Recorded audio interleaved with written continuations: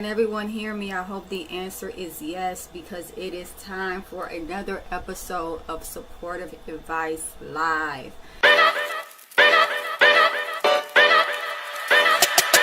Yo!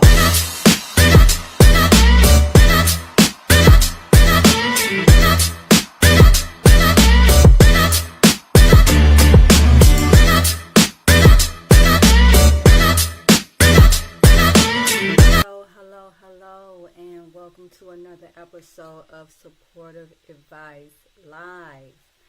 Here with me, I have my moderator.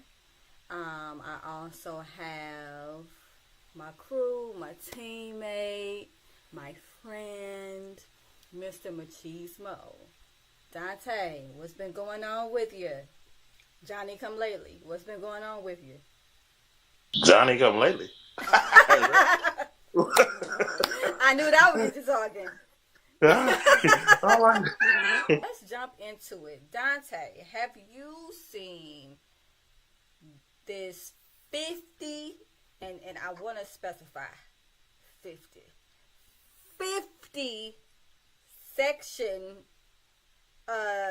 TikTok series, Who the F Did I Marry? By Risa Teaser. I have not seen it, but I have vicariously lived through my Facebook friends as they've given a lot of indications that it's off the chain, as they say. And I don't know if I could commit 50. I almost said a snapshot. I don't know if I could commit 50 TikTok moments because it sounds like a lot.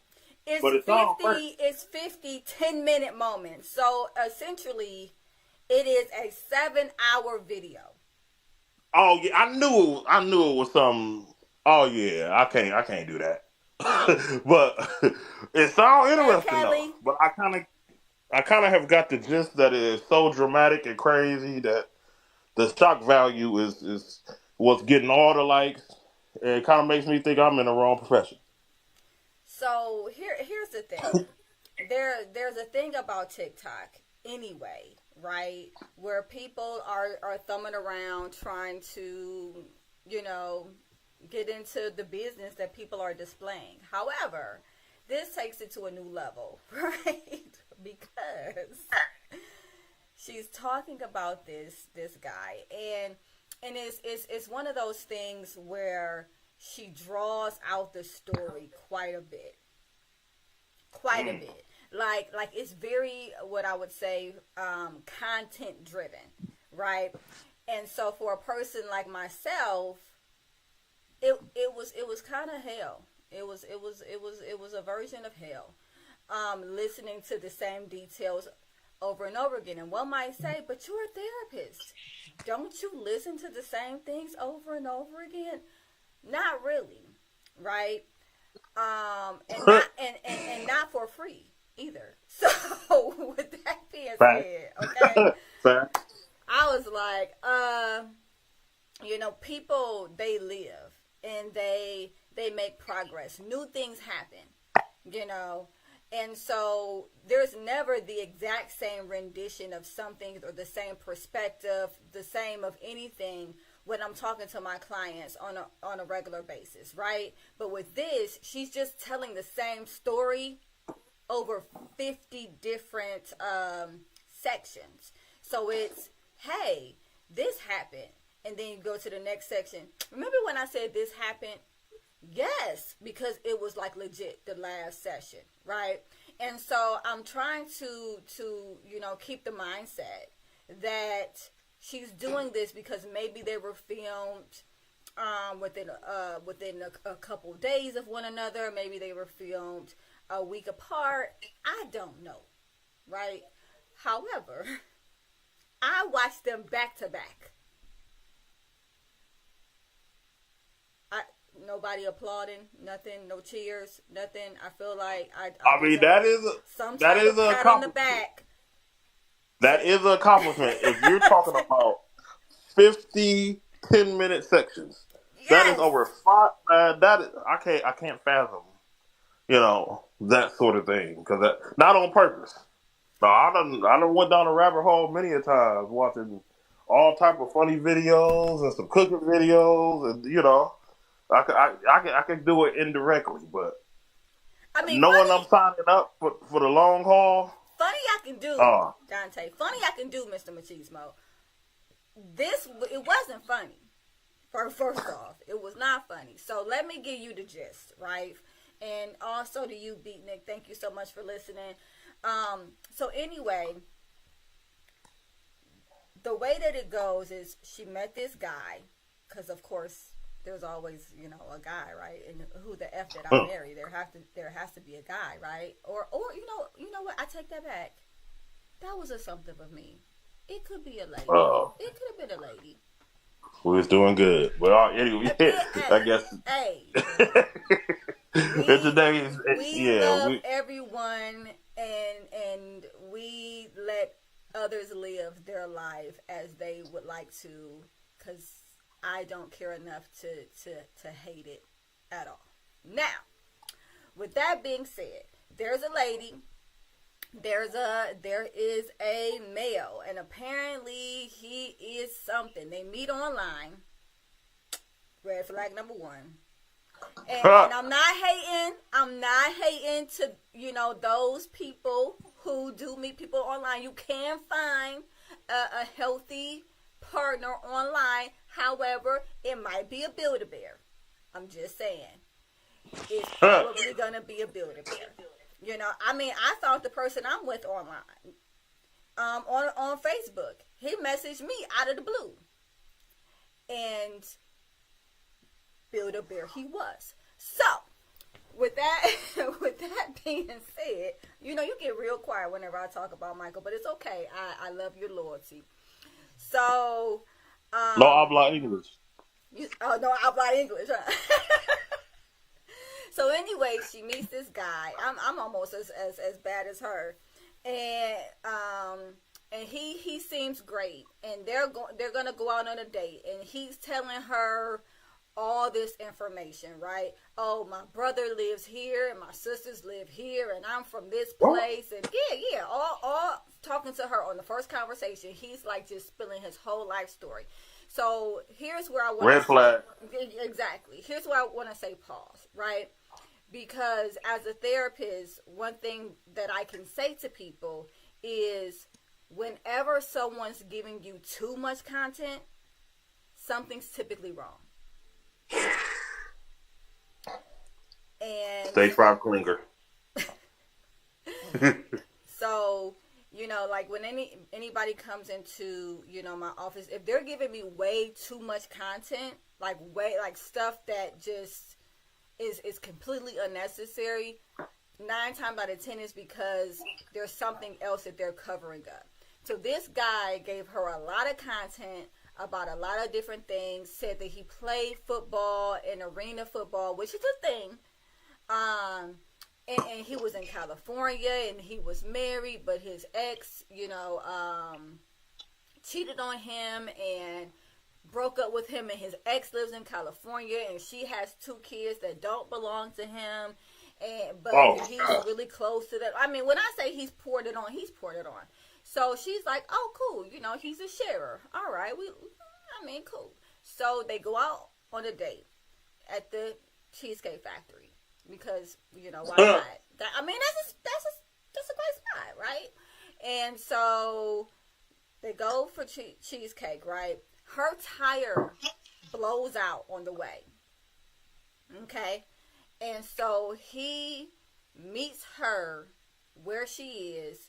He helps her get her car to a place where they can replace the tire. And then afterwards, he pays for the tire. Now, this is what looks like a green flag. He paid for the tire, right? And then they actually went out to the Cheesecake Factory. Now, after all of that, I might have said, maybe another day, But they were both some troopers. and they wanted to have this date, so they went out to the Cheesecake Factory, and he's telling her all his business, and everything. And then they start talking about like purpose for dating, which I want to say is awesome. Okay, this is a great thing to do. If you're dating someone, put your purpose on the table. Okay, that's not, if you think that putting your purpose on the table is going to scare the person away, then they're probably not for you anyway. Facts. Let These are facts. your purpose known, because what happens is people have what's called unspoken expectations. And so they have all of these things that they want, but they don't tell the other party. And then they get upset and they get resentful within the relationship or situationship because the partner hasn't all of a sudden guessed what they want, you know, which is unfair to the partner. And, you know, when it comes to consent, because consent is very important when it comes to relationships, you have to be just as clear about what you want and where you're headed as the person that you want to date, right? And so just keep that, you know, keep that in mind. So she put her purpose on the table. He put his purpose on the table. And they both said that they were courting for marriage. Fast forward, because you have to. You just have to. Fast forward. COVID hits. Da, da, da, da. Trauma bond, right? And so they're talking about where they want to quarantine. Now, he's told her that he works for this, like, big company or whatever, and they are going to put him up in a house. But for now, they have him in a studio apartment. Not nice studio apartment. And I'm just like, nah. I've gone on business trips, you know, and they put me up in nice hotels. They're not going to put you up. If this is a big company, they're not going to put you up in some rinky-dink apartment while they're waiting on this house to come through. Nevertheless, they decide that they're going to quarantine at her house because she has like a 3-bedroom, 2.5 bath townhouse. And of course he wants to get in on that, right? And so hey Carno, hey Joshua, thank you so much for joining. If you have any questions, you know, you can always put them in the chat. If you want to be a caller, you know, you can always do that, press that call in button, and we'll hear what you have to say within reason. With that being said, they quarantine together. Now, mind you, this dude is paying all of her household bills. She's paying her own car note, which is reasonable, right? She's paying probably her own cell phone bill, but he is paying all the household bills. Clap, clap, clap. This dude, like, that's what's up. You know, that was what looked like a green flag. You know, hey, he seems to be financially stable. He's able to pay all of these bills. Yay him, right? And so then they start thinking about that they want to get married. But before they get married, they want to buy a house. Or, you know, and so we fall back on this story that he tells her about they're getting him a house, right? The company's getting him a house. So now she's like, okay, cool. Well, you could just get the house for you and me, right? It's going to be our house now. And so they're like, yeah, great. Now, we both know that it would not be a 50-part series had the house came in part 2. So, there was no house. I was waiting on that other shoe to drop. Yeah. Yeah, it has been a while, Cardinal, but I am glad to see you on here. So, yeah, absolutely. It's interesting because he gives her all of these excuses, all of these reasons why the house isn't going through, and all of this jibber jabber, essentially. Reasons. And then he lies to her because the house ends up being in contract, right, with somebody else, some other people who actually are serious about buying a house. And he says to her, it's in contract with them. Now, I will say there's a lot of things that it was hard for her to confirm because it was COVID. They were doing a lot of virtual tours. You know, she really, you know, she was kind of coming in on his coattails as far as she was concerned, because he was already supposed to be getting a house. So she didn't want to ask a lot of questions, blah, blah, blah. But here's what I'm saying. Ask questions. Once it went from the thing that he was doing to the thing that you both were doing, understand your value within a relationship. You can ask questions. You can ask questions, and you can have doubt, and you can ask for confirmation. If you don't feel like you can do these things within your relationship, it's because you're devaluing yourself, or you're attributing too much value to your partner. So just keep that in mind. So this whole time, she's not asking any questions, right? House falls through. She ends up getting pregnant within some of that time period. It was kind of all over the place, right? And so she gets pregnant, and then unfortunately she has a miscarriage. And you said, or just happens to get pregnant. Well, shit, she got pregnant. We're talking about Risa Tisa. Anybody who doesn't know who I'm talking about, I'm talking about Risa Tisa. And if you don't know who Risa Tisa is, get out from under the rock that you have been living under and join society. Now, with that being said, she gets pregnant. She has a miscarriage. He's there for her. She has the miscarriage, but then she has to go and have surgery, right? Because everything didn't pass the way it was supposed to. I'm not going to get into graphic details. This is not a medical show. This is a therapy show. Thank the Lord. So he didn't show up on time. So he volunteered his sister. Now I'm just going to fast forward. And I'm just letting you guys know before I even get into it. There's going to be spoiler alerts. Spoiler. So if you plan on sitting down for 7 hours and watching this series, you might want to click off now, because I'm about to just tell. I'm just going to tell stuff. So fast forward, this sister that he wanted to pick her up from the hospital did not even exist. She didn't exist. You know who she was? An ex-girlfriend. Oh, and the plot thickens, right? Because sometimes we lean on people to say no, right? And so we'll offer something up, hoping that the person says no, right? So he offers this sister up that she's never met before, and she's like, no. I'm not going to have this random person pick me up and they go back and forth, but he knows she's going to say no, right? And she says no, and good for her, because there would not have been anybody coming to pick her up.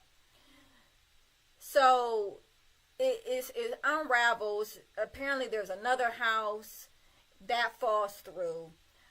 There's another pregnancy. That pregnancy falls through. And they're just 2 for 2 at this point. Nothing has worked out, right? Within the meantime, in between time, they get married. Don't ask me why. At some point, though, I do want to point out something. She said that she knew that the house was in contract. The first house was in contract with other people. However, she liked this dude, and she wanted to allow him to get out of the lie. So when that red flag was pink. That red flag was pink. And this is exactly what when I did the series Bagos with the students at Cuyahoga Community College around right after Valentine's Day. I was talking to them about setting their standards, right? And how sometimes you can start off with your standards very, very high, but then the more desperation creeps in, the lower your standards become. And this is a natural thing, right? Because all of a sudden it's like, well, maybe I'm not worth what I'm asking for. And if you're out there thinking that right now, I want to just tell you, you are. You're worth exactly what you're asking for. And I hope that that resonates with someone. So she said that she knew he was lying, but who else was she going to get? He was good enough. And so she went with it anyway. And this is a big problem. There's one thing when there's unreasonable expectations. I want this guy to fly. He needs to have wings. He needs to quack like a nut. Like, okay, that's not all that stuff's not gonna happen. And if you see a guy with wings, we would be running, not dating. I would be running, not dating. Yeah. So, nevertheless, she had basic expectations. I want a man who cares about me, who has a steady income, who wants to be with me and wants to take care of me or build something with me. These things are not unheard of. But and then she wanted the person to tell the truth. But that was too much. The telling the truth part, that was too much to ask for. No, people, it's not. It's not too much to ask for. But she settled. And at that point, this is where a lot of the comments came in where they were saying, well, you're accountable. Yep. You are subscribing to this victim role, but you're accountable because you knew Joshua said, telling the truth is a lot to ask. Yeah, her ex-husband thought so too, which is why eventually he was her ex-husband. So with that being said, it was a lot. It was a lot going on. He was lying. He wasn't telling the truth about anything, not even his name. Not even his name. Okay? Not even his name. So, time goes on, and they're married, and, well, they ain't looking at houses no more, because why?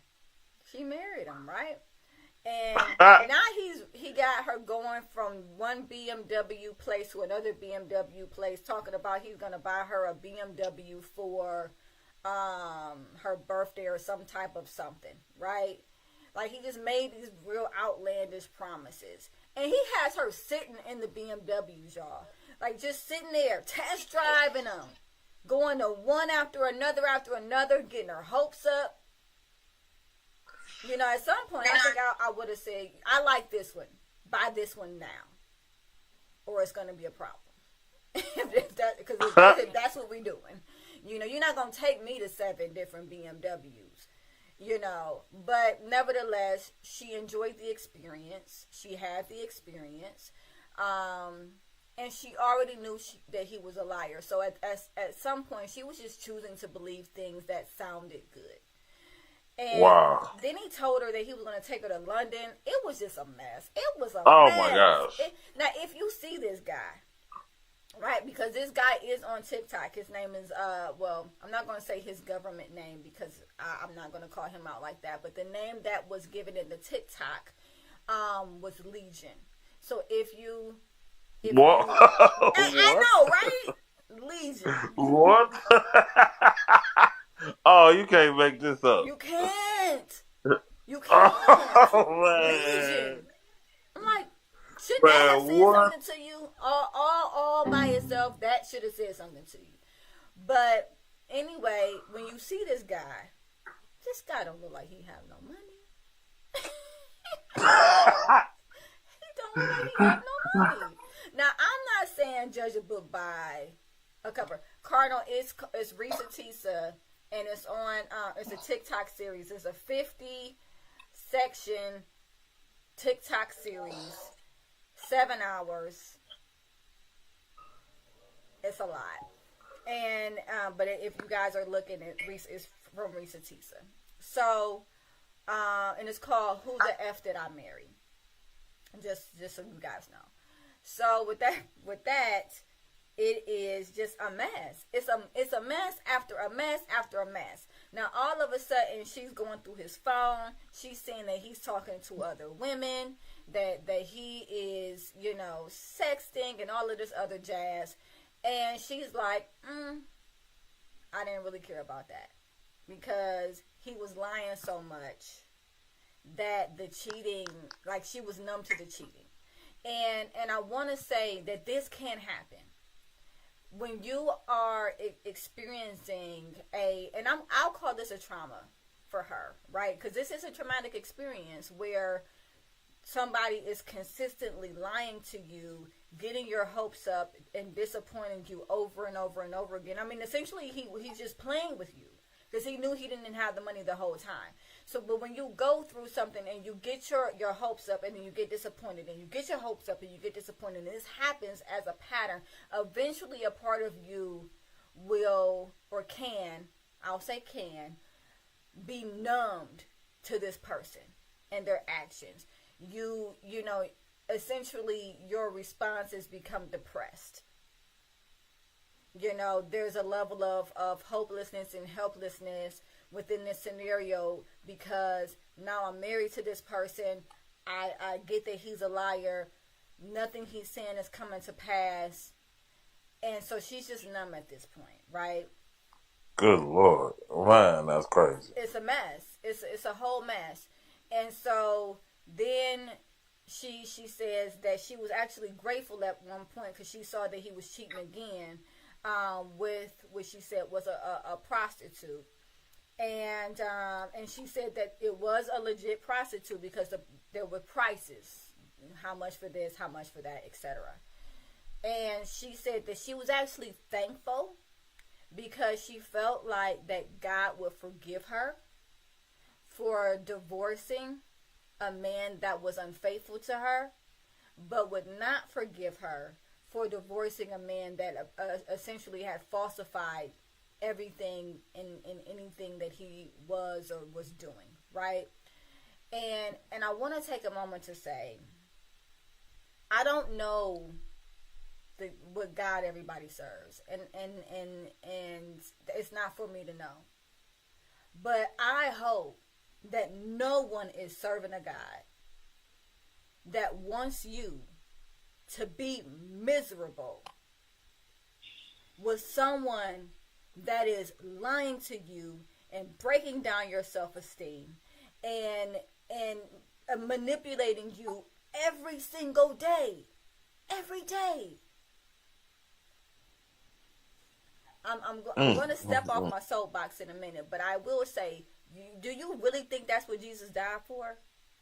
If you believe in Jesus, if you believe in all of that, which she claims that she was a Christian and she believed in the storyline of Jesus and all of that, if you believe in that, you really think that's what he died for?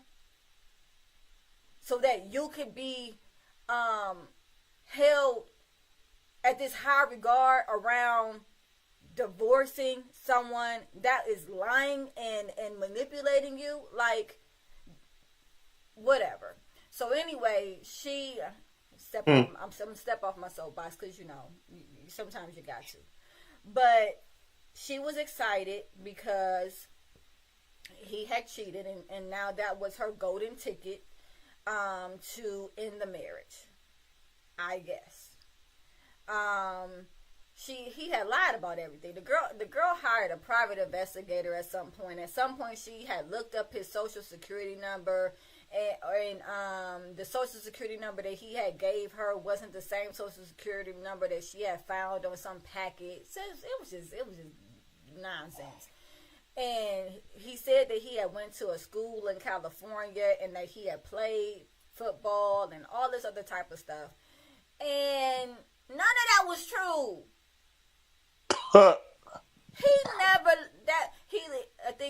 They said that he lived in Georgia, Rhode Island, and some other place. You know what place he didn't live? California. He didn't go to school in California. And then she asked him about it, and she said, I couldn't find any record of you in California. He says, my father paid for me to be a private citizen. What are you That's the talking thing. about, sir? I'm about to say that's the thing. That's not a thing. I didn't Now, think it was. now you can pay money so that your number isn't listed in like the white pages and stuff like that. You Oh yeah, know, you can go to a website for that sort of thing. Yeah. yeah, like you can do that, right? But nah, player, you if you live somewhere and you put your information in to get a apartment or anything, you leave a trail. If there's no Right. trail, guess what, sir? There was no you. How about that? How about that? Okay? So she says to him, you lied about, California. And you lied about going to the college. And he's about to get defensive, and she says, just chill. Just don't even worry about it. Don't waste your energy. Because I looked it up. And you didn't go. So there. And she said that his eyes went dead. That he wasn't having serious emotional reactions to anything that she was saying, but his eyes went dead. Oh, ooh. So to piggyback off of last week, he is a sociopath. Ah! He is having, or he exhibiting sociopathic behaviors. Okay. See, Now you done learned me. yeah, there you go. So and it's chilling because I've seen this. Because a part of therapy is building rapport and all of these, lovely things, right? But it's also a point in order to elevate anybody, you have to confront them where they are, right? If you never confront them where they are, they're never going to progress. So there has been times when I have had to confront a client and their eyes would just bloop, just would go dead. And so I knew exactly what she was talking about. And that's a scary thing when somebody's eyes go dead like that. Because he didn't care. He didn't care. In all honesty, he wasn't there. After she called that out, he left. I don't know where he went, but he wasn't there. And I've seen that multiple times, and I'm telling you, individuals that can detach from themselves and from reality like that, no. He went to California for a fat burger. That's where he must have been an In-N-Out in California. When she was asking him about San Diego, he had went to In-N-Out in California. But it was sad, but it wasn't, because I think that by, what was it, episode 35, 40 or something, that by the time she had said something to him or whatever, we were ready. We were past ready for her to have said something. We were like, can you please move this along? And so people said they were captivated. I just not. I was not captivated, but I knew that I wanted to talk about it today on my podcast, so I figured I might as well. I have to watch it. Sometimes you just got to do what you got to do. So she finally confronts him. She tells him, and he's faking some knee injury or whatever at this time. And she said that he's not eating. He's lost a lot of weight. She don't know what's going on. I think maybe he done told somebody that he had cancer, somebody else he was seeing. I don't know what's happening. Oh. It tracks, right? Like, now he was you moving losing on. all this weight and all this stuff is happening and you hobbling around and you can't work and all this jazz. So I'm like, but that's just me speculating. I don't know what he told anybody. So at some point she talks to his ex-wife, a cousin, a brother, all these different people.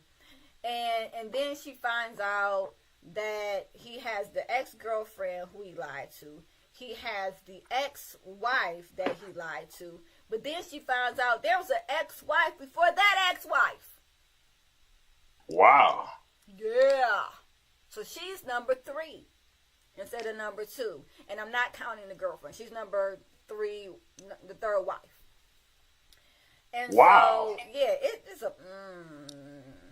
I would likely be single by choice for the rest of my life thanks to my own experience. Yes. That was Carnal's comment.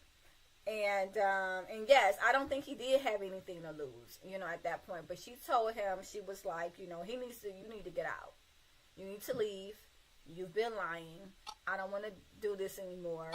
You need to leave. And so he doesn't leave because duh, right?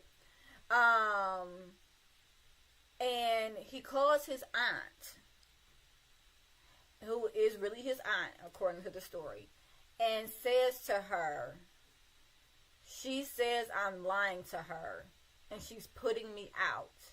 And I've never lied to that girl. And apparently, for her, this was a breaking point. Because this was one of the first times I think that she had actually saw him lie to someone else about her in front of her face. And she lost it. That'll do it. Lost it. She went. She said she had an Angela Bassett moment where she was darting around the room. Anybody seen Waiting to Exhale? Where she was darting around the room. Now this is where she says she snapped. Where she separated or detached in some way from reality. This can happen. It can happen. She didn't hurt the guy or anything like that, but she started screaming and yelling and I guess she pushed him out or whatever it is that she did. And he, she was like, you have to go, and she says that she had just lost it. Fast forward, they're not seeing each other anymore. She files for divorce.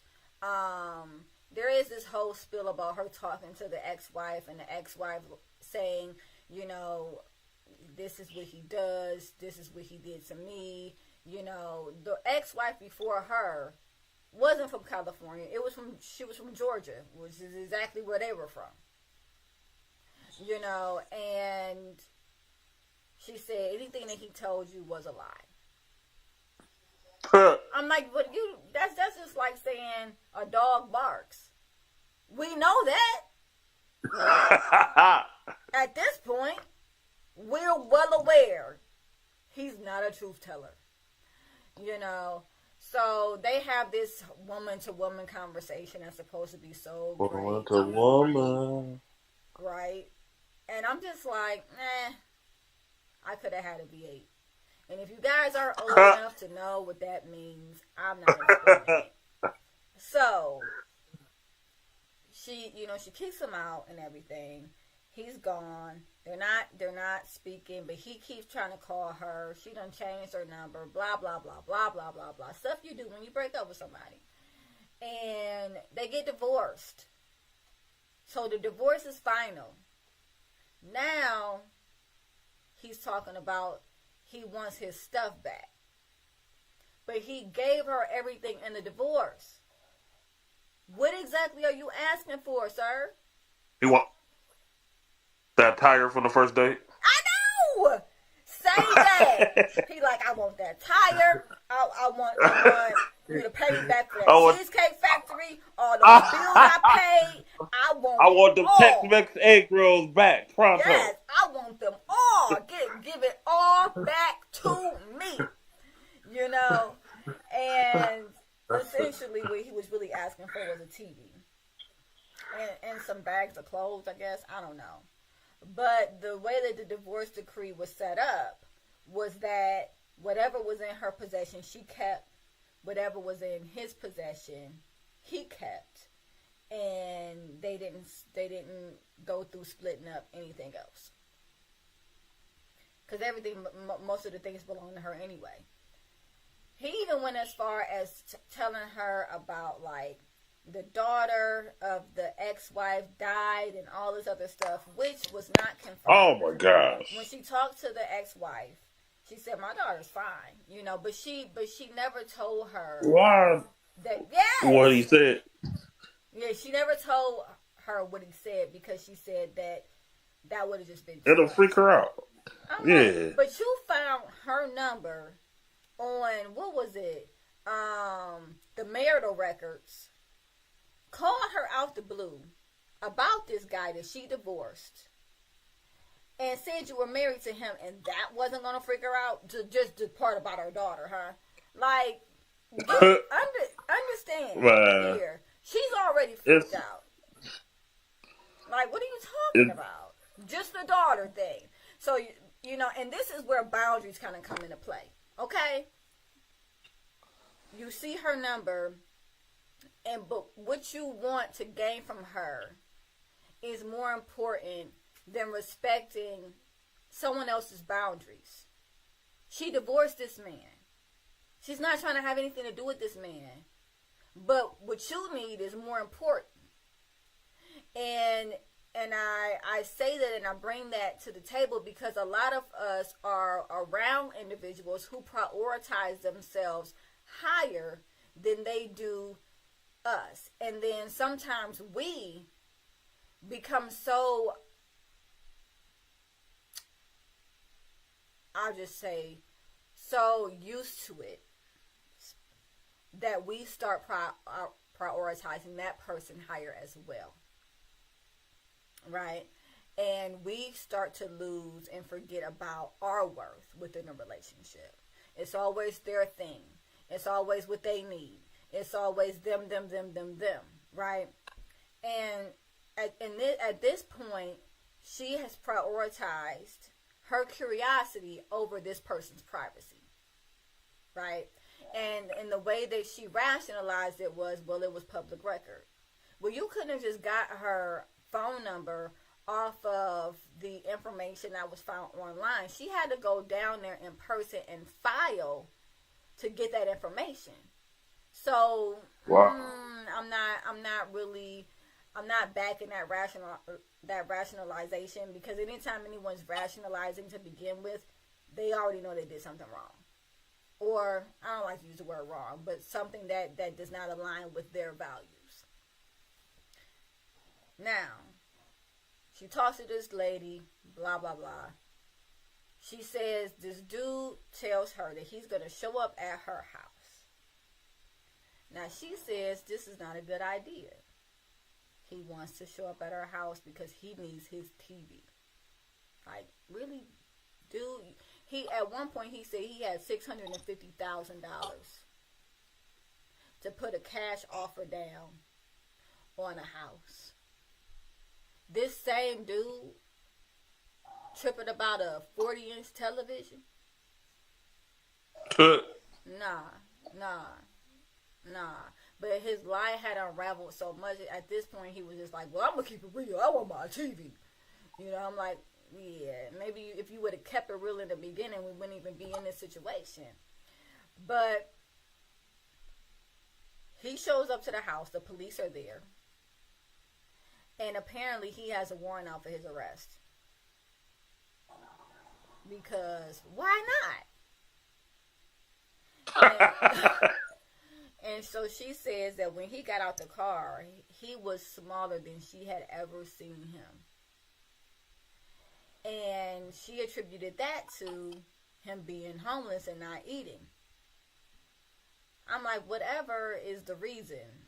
Some people in the comments said, well, it must have been his guilt. Maybe he was guilty. No. If he wasn't guilty after the first house, why would he be guilty after the second one? If he didn't feel any guilt after the first two BMW places that he took her to and had her get behind the wheel, smiling and test driving something he was never gonna buy, why would he feel guilty now? No, he just got caught, and now he's facing consequences. And one of the consequences is being hungry, apparently. So he has lost some weight.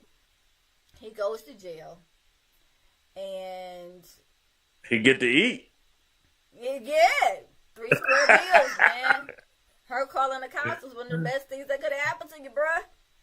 You know, he goes to jail, and then she says that she doesn't see him. She gets a restraining order or something or other, and she doesn't see him anymore after that. Thank Thank God. God. Oh my goodness, man, Thank that was God. exhausting. And you're That was welcome, people, exhausting. for me summing this up for you and saving I'm so you the agonizing 7 hours agonizing. that it took for me to watch this series. Well, you might need a volume after that or something. Ain't that what they I call? needed a nap. That's what I needed after that good Man, that night. is It was a wild, mess. I was man. just like, come on. But That is too much. she says the signs were there, and she blames herself. My thing is, sometimes you want to believe the best about people. That's not a crime. That's not a crime. It's not a crime. However, it can't be at your own expense. Benefit of the doubt is one thing. But once it got to the point where the house fell through and you knew that he was lying to you, you had talked to the realtor yourself, you knew that this was another couple and he had been lying to you for months while you were pregnant, the Yeah, character is coming out. Now, some people are like, well, he was a jerk. You know, according to a most recent video that she posted, I think she posted it a day or two ago, she says she talked to his brother, and his brother said, I want you to know that we know about him. The family knows that he is sick. And he lists a couple of diagnoses. He said that he had bipolar and schizophrenia. These, these are apparently. two. What? These are two very specific disorders. Now, interestingly enough, she didn't describe him as someone who went through various moods. She didn't describe him as anyone that was having regular symptoms of mania, like not sleeping, taking on a bunch of tasks all at once, you know. But he did have delusions of grandeur, and that's a symptom of mania as well. Well, what is wrong with me? I can't talk. I need some The water. That is a symptom of mania as well. delusions of grandeur. I like that term. Yeah, it means that you think that you're bigger and greater than you are. Which I like that term. begs the question, did he believe his lies? Because there may have been a part of him that was believing some of the things that he was saying. You know, and being, you know, schizophrenia, that's a very serious and dangerous disorder. Now, they didn't say he had paranoid schizophrenia, but you know, he has a schizoaffective disorder. And so, you know, he consistently lies and he lives in his own reality, right? And so they said they knew this and they tried to get him meds. But when he got older, he wouldn't take his meds. And that's the thing. You can't force somebody to take their meds unless they're inpatient. You know, he's sick. One guy said, and I don't remember his name, but this not his show, so I guess it doesn't really matter, right? He said that he called him smart slow. Let me let that sink in for a minute. I know a lot of. I actually call it a different term. I know a lot of brilliant idiots. That is. There are a lot of brilliant, but that's not to that extent. Not that type of. That's a different dynamic. And grandeur, yes. And Carnot said we all do that, live in our own unique realities. We all have perspectives, right? Based off of our skew, based off of themes of our lives, right? Traumas that we've gone through, whether we see the world as safe or unsafe, whether our locus of control is that the world is happening to us versus the world versus us having control of what happens within the world, all of those things. However, this individual dragged somebody into his world. And I think that a part of him believed, in all honesty, what he was saying. I really do. Especially if those diagnoses, especially if those diagnoses were valid. There's a part of him that was believing what he was saying. Because it sounds outlandish, but if somebody can believe that they need to put aluminum foil on their head so that the government can't track their thoughts, it's just as likely for somebody to believe they have money that they don't. And Dale Gribble. Who? If you know, you know. Oh. Dale Gribble. I don't know. From a show called King of the Hill. Oh, yeah, it's kind of like. I never knew his last name. Dale Gribble, yeah. He was paranoid with the government. Yeah, that was definitely he did some of that. He was paranoid with the government, but he didn't realize that his son looked just like the Indian dude down the street. You know what I'm saying? That's your own reality. You want to believe what you want to believe. What's wrong with you? Wait, you guys don't put aluminum foil on your heads? No, I don't. Oh, yeah. I'm reading the comments, and I'm reading them out of order. I know. So I was just like, oh, he was being facetious. That's fine. No, we don't. Facts. And nevertheless, he believes some of the things he's saying. But when the guy was talking, I think his name was Tony Gaskin, who said he was smart slow. And he described it. He said that he works with individuals with different cognitive delays. And he called them mental retardations. And he said that just because these individuals have cognitive delays doesn't mean that they're not smart and that they don't know how to manipulate people. And so he gave examples of people that he's worked with that will say to him, if you don't do X, Y, and Z for me, when this millions of dollars comes, you're not going to get any of it. And they kind of believe it.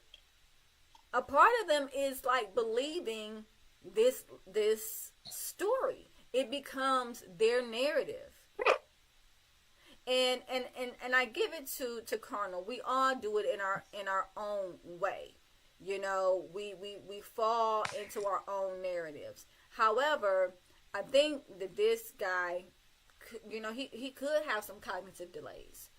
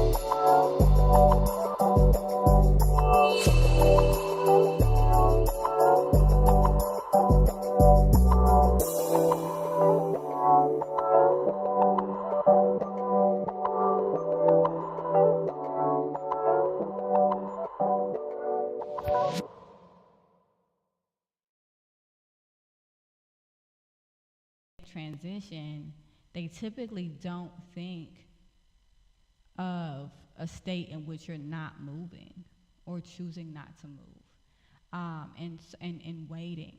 And I think that sometimes that can be the biggest part of transition is preparing, during that time of wait. So it's not necessarily that you're not doing anything, but maybe instead of trying to exert energy externally, you're doing some self discovery, and you are, kind of making sure that you're in a place to receive once that transitional period has been completed and you've hit that new level.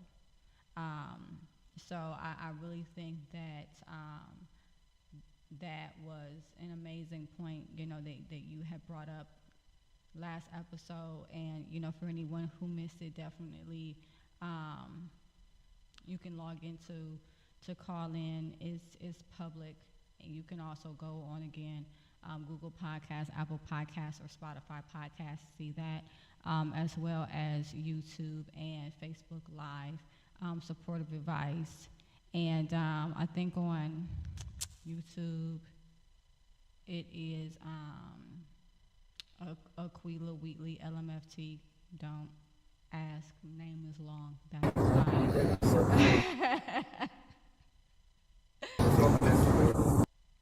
And did you have any additional thoughts?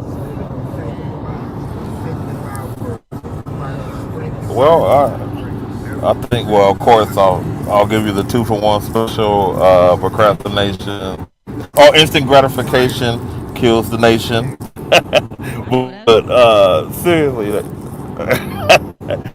definitely like with transition, like the transition, like for me, was moving too fast and doing too much to sitting and being almost like a cat waiting to pounce, if you will, where you kind of get into a posture of calculated moves as opposed to just movement.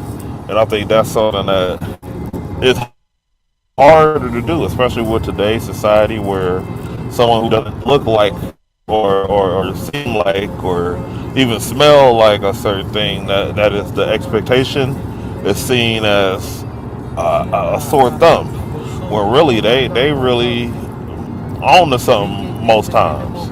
What I saw like a super nonconformist when I say this, but what most people kind of like or gravitate to kind of makes me concerned. Like why is it so popular? What's wrong with it? What's going? Something is wrong. Like that's also my inner conspiracy theorist too. But I'll digress with that. That's a whole nother subject. But yeah, that's I think that's important to just know because for some people their transition is going from sitting and being in a study mode to being active. You got to know where you at with it, and that's the whole that's the biggest thing about transition. What are you transitioning to? What is your what's the end game, and what is the strategy to get there? And I think that's it's all independent on the person, and I think that's the biggest thing people should take away is like what is gonna work for you, not work for Jeff over there that you went to school with, or work for Margie and what works for you, Broomhilda, or what whatever the person's name is. What works for you? Okay, what works for you, Mary Catherine? Your name ain't working. Well, I'll just insert random name here,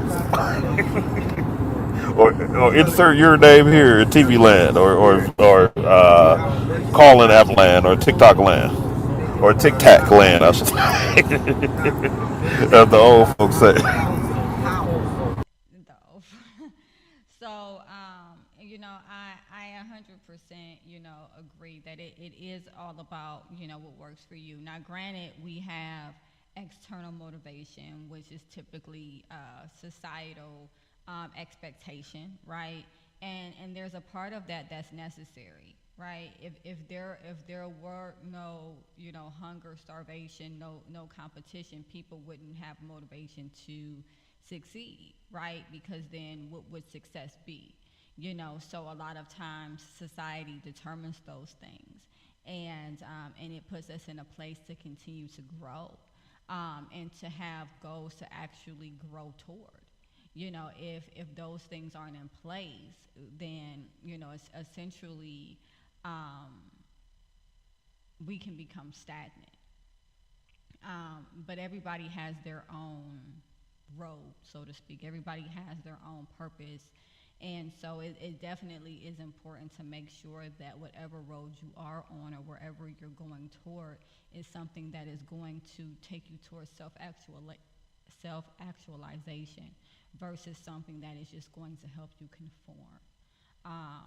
So with that being said, I am going to transition into the Am I the Asshole Reddit. Because I just Yay! I just love it. I love it. I love it. And I didn't get a chance to do that last week, but I'm not saying that begrudgingly. I'm definitely glad that the conversation took the turn it did, because hopefully it really was helpful for those that were able to tune in. And again, I thank everyone who did tune in. So Monique, uh, Mo, I thought you. See, this is what I be talking about. Mo is actually on the line. I'm going to invite you to be a speaker. Hey, Carno, how are you? Jam Pop is stupid and consistently do stupid stuff. I try to avoid the idiocy. Okay, yeah. Better this. Well, I'm glad you're doing better this week. Definitely. Um, and I'm glad that you are here to listen as well as share. Hey Mo, how are you doing? I'm surprised to see you.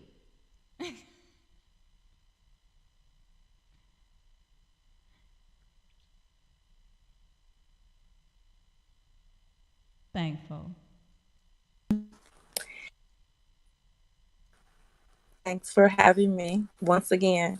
Of course, of I'm course. excited to hear what we're talking about for today. All right, so what we're gonna do is we're not gonna draw this out too long, but I did want to go into the Am I the Asshole Reddit. So here it is. It's a little long, so bear with me. Am I the asshole for not helping my brother with his daughters when his wife left him?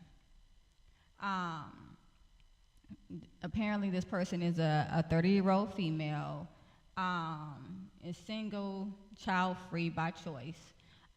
She dates occasionally, but no long-term relationships. This is due to many reasons, like I love my freedom, I want to enjoy my life unencumbered with responsibilities, and I want to really focus on my career. So I can already tell now that this person is kind of setting us up to understand why they don't want to help with it with their brother's children. Basically, what I'm seeing here is a layout of sacrifices. Hey, I sacrificed relationship. I decided not to have my own children. I really enjoy my freedom, and it's worth those sacrifices, et cetera, et cetera. And so it's kind of, and that lets me. It kind of creates an environment where you have to wonder why this person is already starting to overcompensate in the conversation, and we just started, right? So it says, my older brother, who was 34, got married when he was 26. He has 2 kids, both female, 7 and 4. They had a traditional household. He wanted a partner who stayed home and looked after the family while he earned. She had apparently dreamed about being a homemaker and taking care of children. But during the last couple of years, she showed signs of hating it. Yeah. She wanted to study more and work outside, build something of her own. But my brother refused to step up or help. I warned him once, but he told me it's none of my business how he runs his household, so I kept my mouth shut. His wife left him a month ago. She just wrote him a letter saying she can't do this and she wants to explore her life. She left kids with him and basically vanished. We have no idea where she is. Jeez, that sucks. The thing is, my brother doesn't know how to do even the most basic things. He is the kind of guy who never changed a diaper or toasted bread. The moment my brother found that his wife left, he called my mother, who rushed in to save the day. She thought it was short term, and in my SIL would be back. Oh, sister-in-law, and my sister-in-law would be back, but she hasn't. My father is unwell and needs her home soon. They live hours away. My brother suggested she take the kids home with what? No, brother, we're not doing that. My dad said no. He is retired and they are both getting old. He does not want to have kids in the house full time, taking up their energy. Since that was a no-go, my brother asked me to either move in with them to help out or take kids in with me. I refused. From what I see, he is a grown adult and these kids are his responsibility. I made a choice to live the way I do, and I do not want to sacrifice my life for his choices. My family is pressuring me into this stuff, blah, blah, blah, blah, talking about how my brother does not know how to take care of kids. The little girl needs a woman in her life, other little girls, and blah, blah, blah, blah. So, am I the asshole? Okay? What, that's a lot. That's a lot. I'm kind of chuckling just a tad, because he's like, all right, Mom, take him. Like, here, take, like,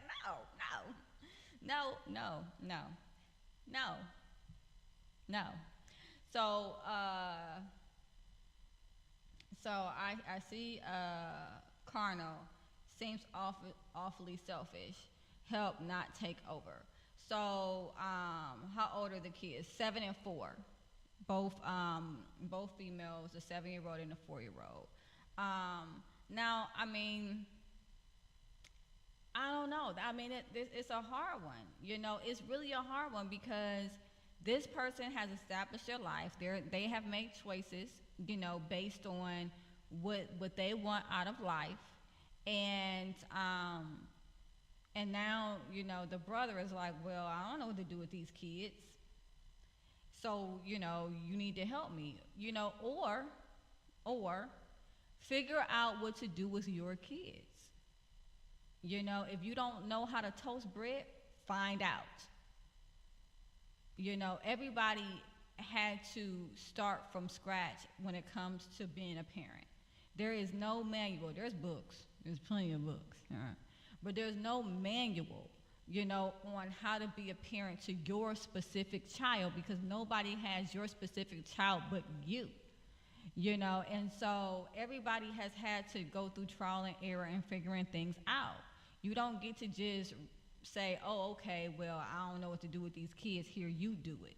I guess that's just my opinion. But I'm your sister. Remember, you told me to mind my business. I know that's right, Mo.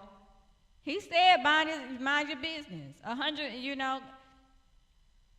And, you know, and it's hard because it's like, and I was just talking to a client about this today. I have a client that is, you know, about to get married soon, and there were some concerns because of the way that their spouse, I mean, not their spouse, but their fiance current viewpoints are, right? And one thing that I said was, viewpoints change, people grow, needs change, wants change, you know, and it's important to understand that, because in this scenario, at some point, she wanted to be a stay-at-home mom, and then she decided it wasn't for her, but she would not have known it wasn't for her until she actually attempted to do it, right? It says he should have been participating more from the start, and maybe the mom wouldn't have left in the. Go ahead, Cardinal. You are on it tonight. You are on it tonight. Absolutely. You know, it seems like that he put all of that on her, and even if she took it willingly, which is fine if that's the case and if that was the dynamic in which they set up. But to not know how to change not a one diaper, or cook a meal, or it's like, as there is a part of that that's just autonomy, that's just independence, that things that you would need to know how to do even if you didn't have kids, if you never got married at all. These are just things that you would need to know to do to survive as a human being. So, Dante, thoughts? And yes, Carnal, I'm with you. Takes more than money, 100%. Mr. Machismo, is she the a-hole?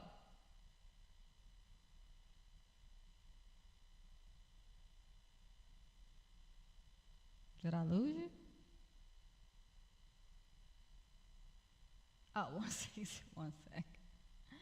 So, Mo, based off of the comments that I'm seeing, I take it you don't think she's an a-hole. You better know I don't think she no butthole, okay? Because first of all, she tried to tell her brother that, your wife is saying she's going crazy. Do you know how hard it is to deal with a 4-year old and a 7-year old? And then you have to be around them little people all day long and they don't listen. And you got to Mm-hmm. repeat yourself over and over and over again. And that was her life for how many years? And then she expresses to her wonderful husband, I would like to go out and be with normal people. And then you tell me no, and you don't want to support me. But I also feel like the wife, even though, she shared that with her husband, even though she's a homemaker, she should have been making her husband do something. Like, Yeah. there's no way that I'm about to have another baby and my husband is not changing a diaper. Like, Say that. you can't help out, but when you come across a lot of families, when I come across a lot of families, it it goes both ways. But most of the time, women are more of the caretakers, and so men can be in a house but don't participate in taking care of the children. And so it's not fair that me and you both go to work or I'm at home all day and you think I'm not doing anything when I'm emotionally tired. So she needed some self-care and some things to do to herself. And I think people fail to realize those who are with the at home with the kids the most, they need some self-care to get away from the kids too. So Yeah, I mean, there's no way 100%. that I can. Yeah, no way. You're gonna change the diaper, sir. When that baby wake up, you're gonna get up and go hold the baby. This time, it's your turn. It's your turn, Big Daddy. Go get that baby. Go get Junior. Big Daddy. So Big Carnal, Daddy, go get Junior. I know that's. I mean, I'm with you. I am with you.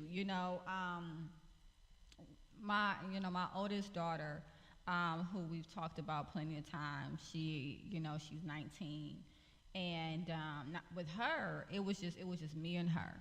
So there was no taking turns or anything like that. It was nobody that hand anything over to. You know, but you know, my daughter and my son, it was definitely equal responsibility, essentially. Very active, paternal figures, and I'm so appreciative, of that, and I think I was even more appreciative of that because I knew what it felt like not to have that, you know. Granted, on the other hand, a part of why we might hoard some of the responsibility is because then we don't have to run things by someone else. We don't have to get someone else's opinion. We don't have to discuss things and have conflict or get someone else's approval or come to compromise about things. And that was another aspect of it that I realized, because when it was just me and my oldest daughter, I didn't have to ask anybody anything. Whatever we were going to do was whatever we were going to do, but then with with paternal involvement, now there is somebody who has an opinion. There's somebody who also has that child's best interest. There's somebody who was possibly raised, differently than we were, and so sometimes part of hoarding the responsibility is not wanting to have to share in the decision making, and so that's another concept. But I did want to make sure that I'm getting to Carnal, and he said women need to get their heads out of the clouds too, though, because they all want that millionaire lifestyle where they don't have to do much of anything. And then also he says discipline and structure, not until they are about 14 or so. And then yes, but he was at work all day. How was he gonna come home and work more to give you a break from nothing? So I think that essentially what we're saying is that there's different types of work. There are individuals that might go out and work outside of the home, and in that they're bringing in income. That income, supports those that are inside of the home, including that person. But then there is also a person who works inside of the home, and that is just as important, right? Because as he's seeing now, there's a lot that needs to get done that he's having a very hard time doing.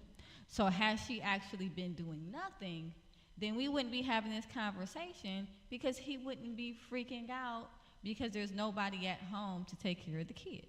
So that role, as you can hear, in the dialogue there, was very, very important. Just as important as his role outside the house. If ladies want the man to do more, then they have to cede the lead to him. I don't know. Not fight him at every turn about every little thing. Women are fickle and chaotic.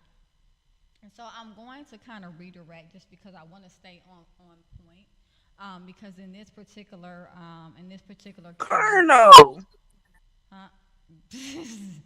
In this particular case, right, the main focus is the sister. And so we have the brother that kind of pushed up against the change that his wife was trying to make, where she was trying to include him, ask for his help, work out. She wanted to work outside the home, go to school, things of that nature. And he kind of shot it down, or wasn't willing to help, with her growth and her goals, right? And so then she leaves, Now, whether or not she's the asshole is not really in question, even though, leaving your kids, that's a pretty, that's a pretty a-hole move, in all honesty. But as far as the sister is concerned, she's established her life. She's made choices. She decided she didn't want to be in a long-term relationship because she liked her freedom. She didn't want to have kids. She didn't want to do all of this other stuff. And now her brother's like, well, I don't know what to do. You got to come live here. She doesn't. She doesn't have to do that. Would it be nice for him? Yeah. But one thing I tell my clients is we save others by empowering them to save themselves. And her moving in is only going to continue to enable him. The no is what's going to actually empower him to learn to do things on his own and establish a relationship with his children, in which you can tell he has not done. Mr. Machismo, you're back. Thoughts? Yeah. Oh yeah, the sister is not wrong at all. She has boundaries, and to be honest, them ain't her kids. So she could do what she can, but she can't. That's just unrealistic expectations from the brother. And then definitely the brother should definitely know how to change diapers. It's like I don't even understand. And keep in mind, I'm coming from a unicorn perspective where I ain't got no kids, but when I do, like I'm gonna be I'm gonna know how to do the diapers better than the mama. But that's a discussion. So you know, it's just kind of a mess. I feel bad for the dude though because he probably he married for love, but he unfortunately had a situation where it didn't work out. But yeah, I mean, it was warning signs though, from what I hear, like where he just didn't catch them though. So there's that. But yeah, it's an unfortunate situation, but you can't just be out here without knowing how to do basic skills. I mean, come on now, you don't know how to make toast? Like, that's wild. That is wild. That is bizarre. But hey, it is. So with a lot of things in life, I guess. But yeah, that is. He kind of dug the hole for himself with that one. But yeah, that's my thoughts. Like, we know who the problem in this is the wife that left, just like it would be if a dude left, which is usually the case. This is actually an aberration. This don't happen often. When it's the other way, with a girl leave, like wow, when did this happen? Every blue moon. But it's an unfortunate situation, but it's definitely not the sister's problem. You know, I also wanted to go into Carnal's questions. What is she doing? And sad state for nuclear families these days. Yeah, definitely sad state. We don't know what she's doing. The assumption based off of what she was trying to gain within the marriage, right, is that she's trying to explore herself. She wanted to go to school. She wanted to work outside of the home. She wanted to better herself and things of that nature. So the assumption would be because she did not have the support to be able to go outside of the home as she had requested, she left to go and pursue those ventures. So partying and clubbing and all of that, that's not, based off of the information we have, that's not a valid assumption. More or less, she is trying to better herself. And she didn't feel like she could do that within their marriage. But again, back to the sister, definitely not an a-hole. Now, I wonder how you would approach Dante, um, having a significant other that they say that they want a family, that they want to settle down, that they've always wanted to be a stay-at-home mom. And so you all communicate your roles before you get married, before you have children, and then you're 7 years in, and all of a sudden your spouse says, psych, never mind. I don't want to do this anymore. I would like to do something else. I want to explore a different side of myself. I want to get out the house. I don't want to be a homemaker, whatever the case may be. What would be that conversation for you? How do you think you would respond? As far as her like saying she want to leave, or the part that led up to it, Right, the because part it that definitely was a. not her leaving, but like after several years, her going from, hey, this is the role that I've taken on, and this is, I'm a wife, I'm a mom at home, I take care of home, to, I don't really want to be at home anymore. I want to go back to school. I want to and just essentially, wanting to change the What roles is? around you that had already been established in a relationship. Um, I signed up for that. Unfortunately, well, depending on how that work out, I signed up for that. So that's the whole But thing. When you get how did you sign up for that when you get when there was something else that you thought was going to be taking place before the marriage? I mean, you kind of gotta have, for better or worse, till death do us part. That's part of it. So that's why you gotta. Oh yeah, somebody take care of something. But yeah, that's what you sign up for when you get married. Like you that's why that's you have to invest the people that you marry. Like that's why you kind of gotta.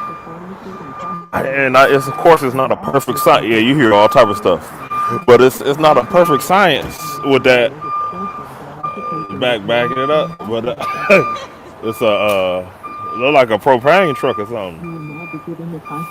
But I mean that's a tough situation. But I mean, old boy backing it up. If he don't know how to make toast, he obviously ain't. He's oblivious to the wants and needs of the girl that he loves. So that's one issue, and that's the issue really. He don't even know what he signed up for, and I don't want to sound pretentious, but I mean that's what he could. You gotta know your personnel. Like that is wild. But I think we had a similar discussion about the girls' search history. About you might not know certain stuff. You gonna know. I'm nosy. I'm gonna know stuff. I'm gonna ask stuff. I'm gonna know stuff. But everybody's not like that. So because my goal isn't not to be in that situation where 11 years later, who is this person? What is this? How did this happen? How did we get here? It's always signs. It's always signs. And in all honesty, I don't think that any of us. I'm gonna need you to mute yourself. but um, but I don't think any of us,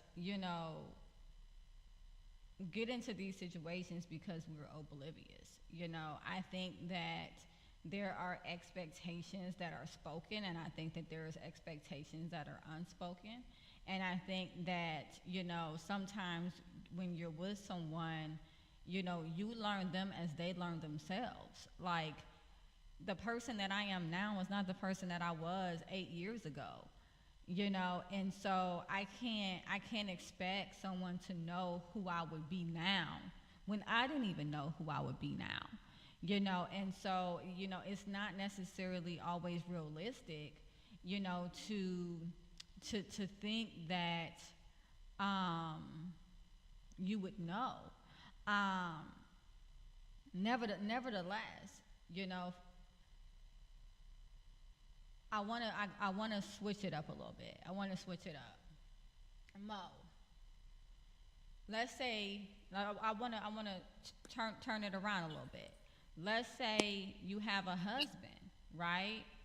That before you went and got married, he was the breadwinner. He was the person who went out. He made money for the entire family. He said that's who he always wanted to be, what he always wanted to do. You said that you wanted to be, the stay-at-home mom, and then and you guys carry out those roles for several years, and then all of a sudden one day he comes to you and he says, "Yeah, I don't want to work anymore." What is your Um, response to that? Right?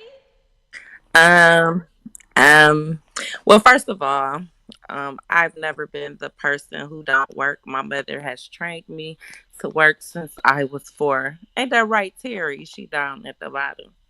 Hey, Terry. However, Hey, Pickle. Hey, how, Carmen. However, if I had to be a home mom, that would probably be torture for me. This is a fake Um, scenario, by the way. that would be torture. Like, and he said, okay, so no, I'm not. It's him the other way around. So Hmm. he's at home all day with the kids, and I'm taking care of the family. It's, No, he's at uh, work. This is the scenario. oh, he's at work. Your husband is at work, right? He works full time. He's always worked full time. That was the roles that you guys determined. You stayed at Mhm. home with the children. 7 years Jesus. later, he comes to God. you and he says, "I don't want to work anymore."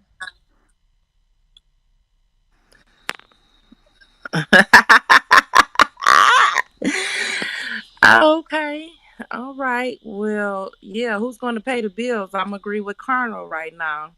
That would be hard for me to swallow and deal with that if I'm been a homemaker all this time and he's been out there making all the money and now he doesn't want to work.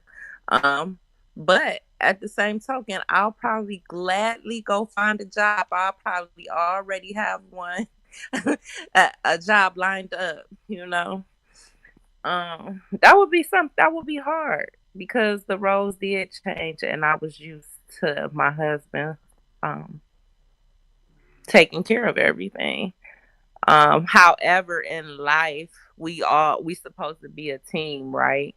And so if my husband is tired of working, I will have to swallow my pride or my feelings or whatever that may be, and we will have to figure out what's next for us. Um, I when you were talking about roles and you were talking about how things change, when I think about couples, as you were talking about two people, you have a person who's about to get married. And I think that sometimes, we change. It appears that women change more than men, as in probably emotionally and mentally. And so I find that that's a struggle, personally, and what I've seen with a few people where I work at when couples come in. So it appears that the women grow emotionally and mentally, and the men could be more content with life being the same for years, and the women um, want to grow and do different things and have different interests. So, what do you say about that? I say that if that were generally true, that females change more consistently or more often than males, then there would not be midlife crisis. And a lot of times, what you'll see is you'll see women go through them too. They go through them too, but it's more socially seen and acknowledged that men go through midlife crisis because they get to a point where they're like, okay, I've been doing this for X amount of time. What's next? What am I doing? Who am I? How did I get here? I feel stuck. I don't know. And so that is their time typically when they start wanting to grow, change, and where becomes very important for them to do exploration. Now, what you typically will see is a lot of external change versus internal change. But I see a lot more males going into therapy and having their mental health needs met, which kudos to them because it allows them to do the internal exploration that they need to do to get to where they actually want to be or where they actually want to go because you have these external values that are instilled in you since birth. Men are supposed to do this, women are supposed to do that. You have those societal gender roles. And you go and you push and you push and you push and you push and you push to fulfill those societal, to alleviate those societal pressures, right? But then at some point, you're like, well, what do I want? I've done this because I was supposed to. I've done that and that and that because I was supposed to. What do I want? And that's typically what you see in a midlife crisis. And men have those just as well as women.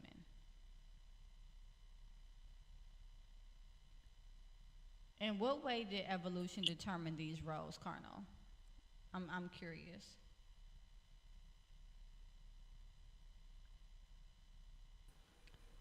Carnal also made a statement that women are better at certain jobs than men. And I want to say that I have to give my daughter's father credit.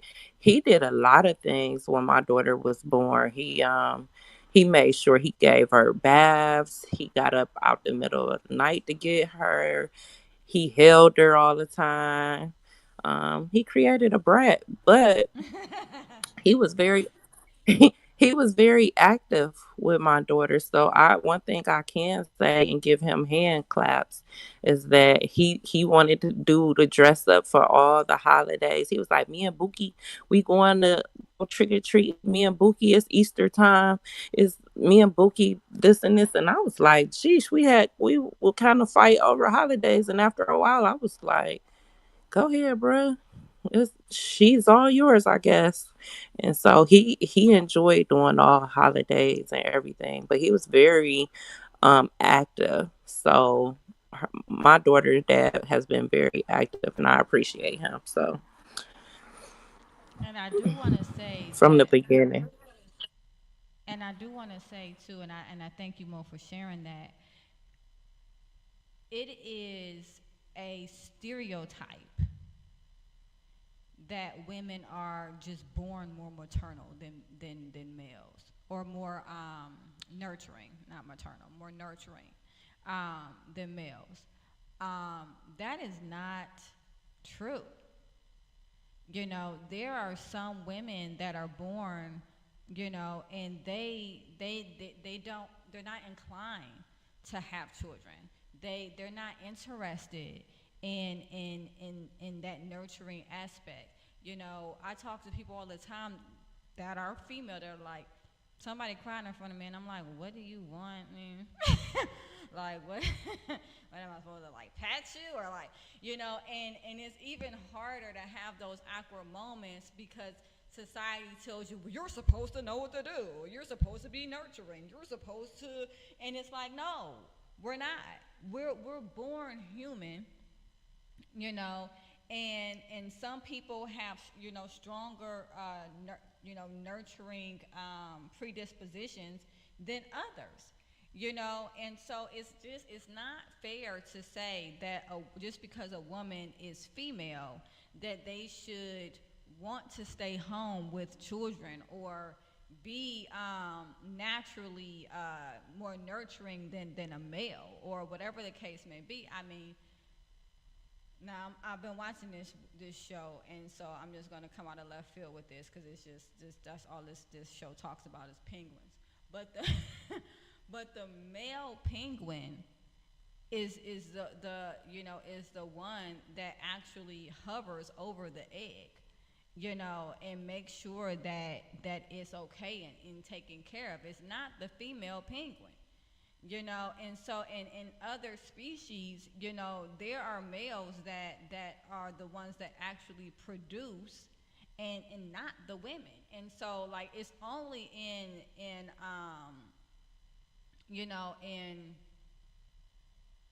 I guess I'm looking for a word.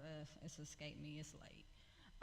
But anyway, it's only in our species where we have these roles where it's like, oh, well, you're a female, so you're supposed to, and you're a guy, so you're supposed to. No, there's guys who are inclined to cook, who love to cook. There's guys who love to clean. There's guys that are more nurturing. They're sensitive. They have greater emotional intelligence. There's women who have that, but it's not because of our gender. It's because of who we are as human beings. And so I just don't think that that's fair. I mean, I'm listening to Mo, and she's like, man, I wouldn't want to stay at home. That doesn't disqualify her as a woman because she would like to work outside the home. That doesn't make her not a good mother. That doesn't mean that she's not nurturing. That doesn't mean that she doesn't fit some type of mold because she wants to work outside the house.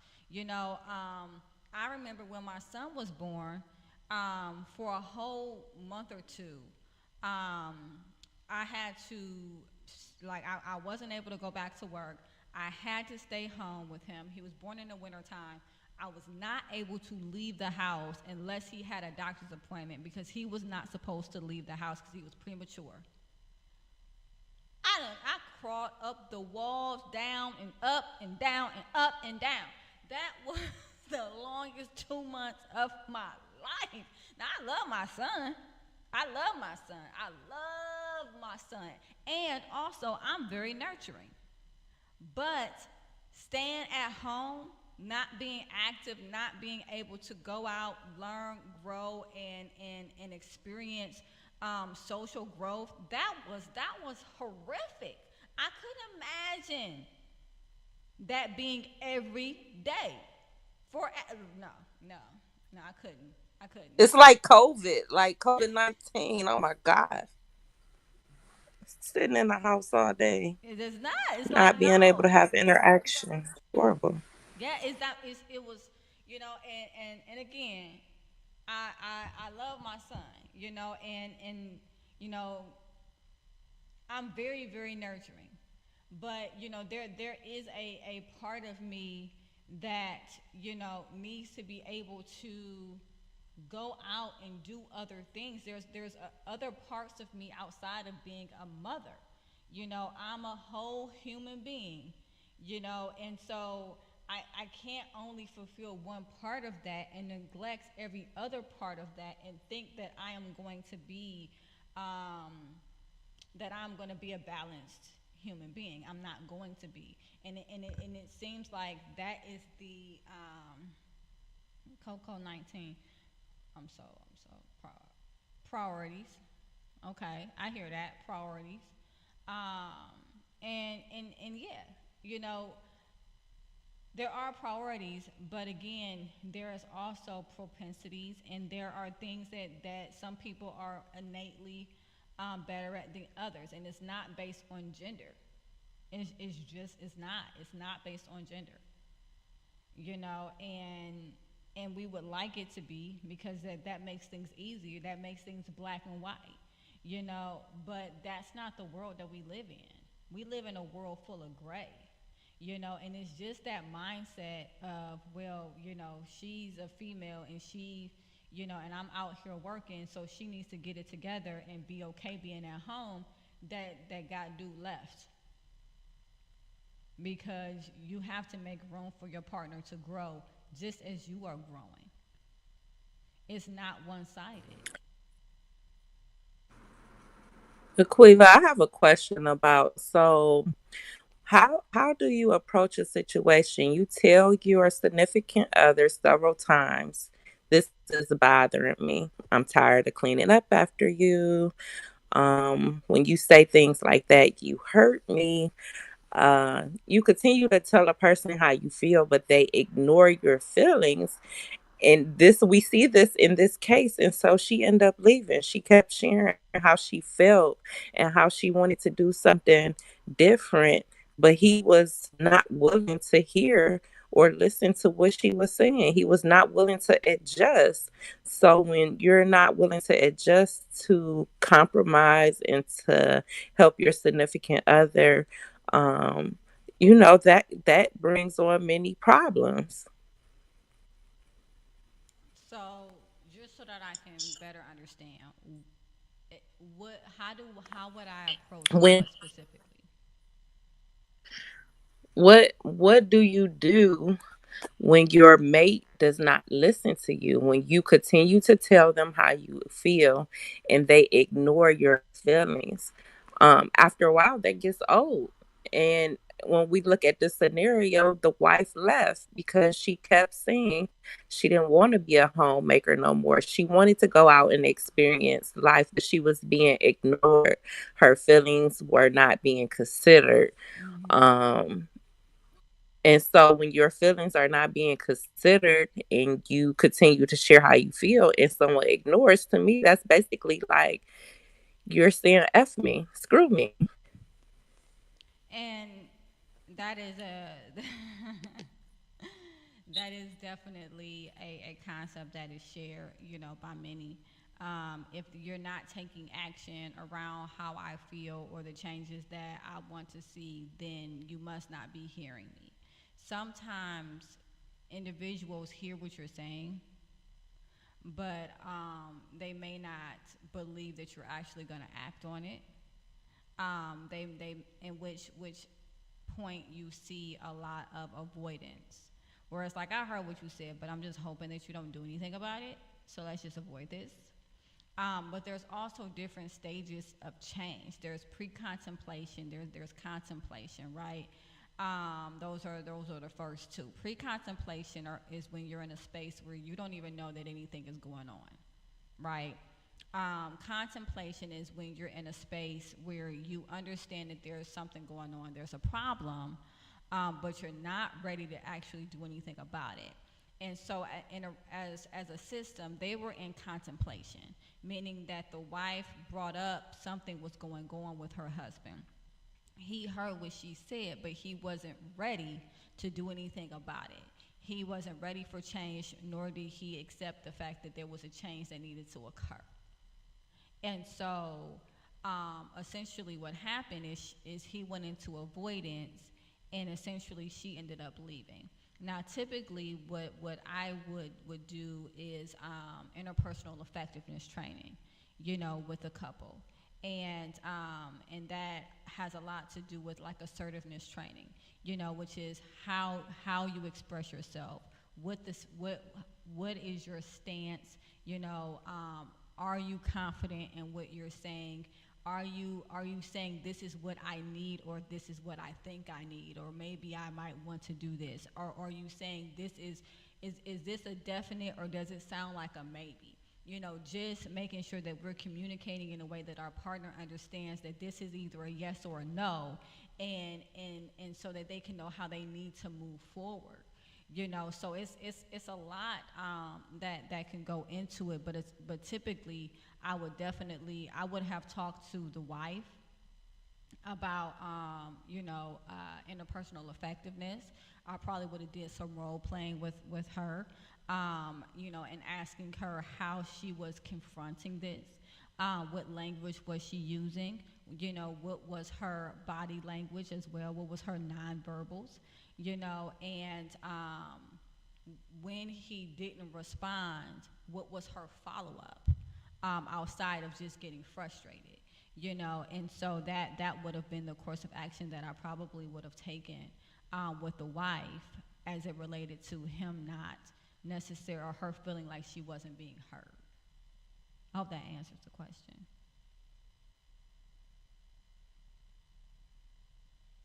That was me quoting my wife.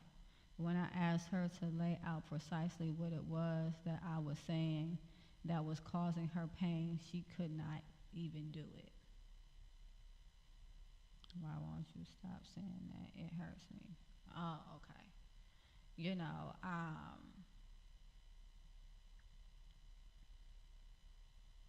and then also, I don't know you and your relationship, Carnal. I don't.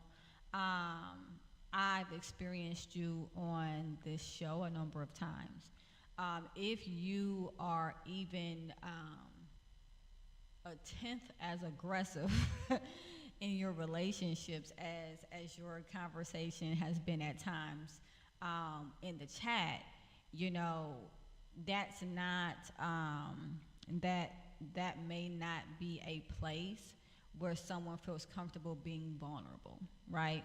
And again, I don't know the situation. I wasn't there. I don't know if the aggressiveness that you have now is because of the situation that you went through, or if this is kind of somewhat how you were within your relationship, right? So I don't know that, but I will say that if you are even a tenth of the amount, or your conversation is even a tenth of the way that it is at times, and in the chat here, I can definitely see why maybe someone wouldn't feel comfortable going into it, or maybe being afraid to kind of dig into it, or even being shocked that you don't understand what it is that is hurtful, and so there's a lot that goes into that. But again, interpersonal effectiveness is really good with that, because there is Dear Man, and Dear Man is an assertiveness training where it breaks down how to speak to others in a way to get the things that you need, and not in a way that breaks down the other person, but in a way that empowers you, to get what you need from the relationship that you're having with them. And there's also Give, which is another interpersonal effectiveness training, where it is allowing more empathy. So individuals that might struggle with aggressive communication, Give is something that I would typically use and work through with them, because it's all about having empathy, and and listening to hear, and making sure that you're giving that person the space to be vulnerable, and making them feel safe in the process. So those are two different types of training for two different types of issues. But again, I hope I answered your question, Monicia. So at this point, I want to thank Carnal, I want to thank Pickle, I want to thank Terry, Vincent, and Brian, who just joined, for coming on. Again, I am here on Thursdays, typically at 6 o'clock. And if you missed the session, I don't know why I want to keep saying session. If you missed the show live, you can definitely catch the replay on YouTube, Aquila Wheatley LMFT, or you can catch it on Facebook Live as Supportive Advice. You can also catch it on Supportive Advice Live, Google Podcasts, Apple Podcasts, and Spotify podcasts as well. So I want to thank you all again for listening. Definitely subscribe.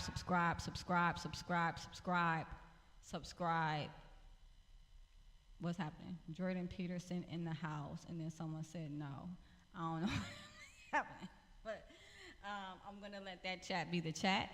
And I'm going to again thank you for coming in, and I will catch you all soon. Thank you so much, you guys. Have a great evening. Bye, everyone. Bye, Mo. Thank everybody for joining. Have a good night.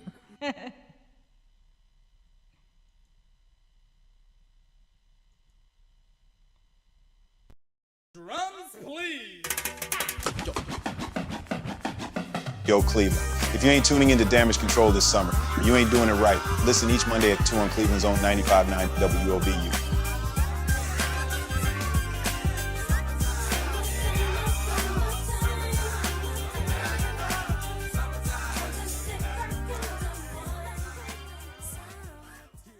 Hello. Can everyone hear me? I hope the answer is yes, because it is time for another episode of Supportive Advice Live.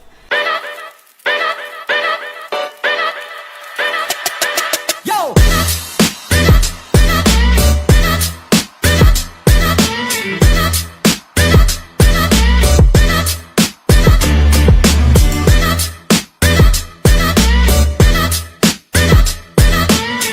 I'm so glad you guys are here.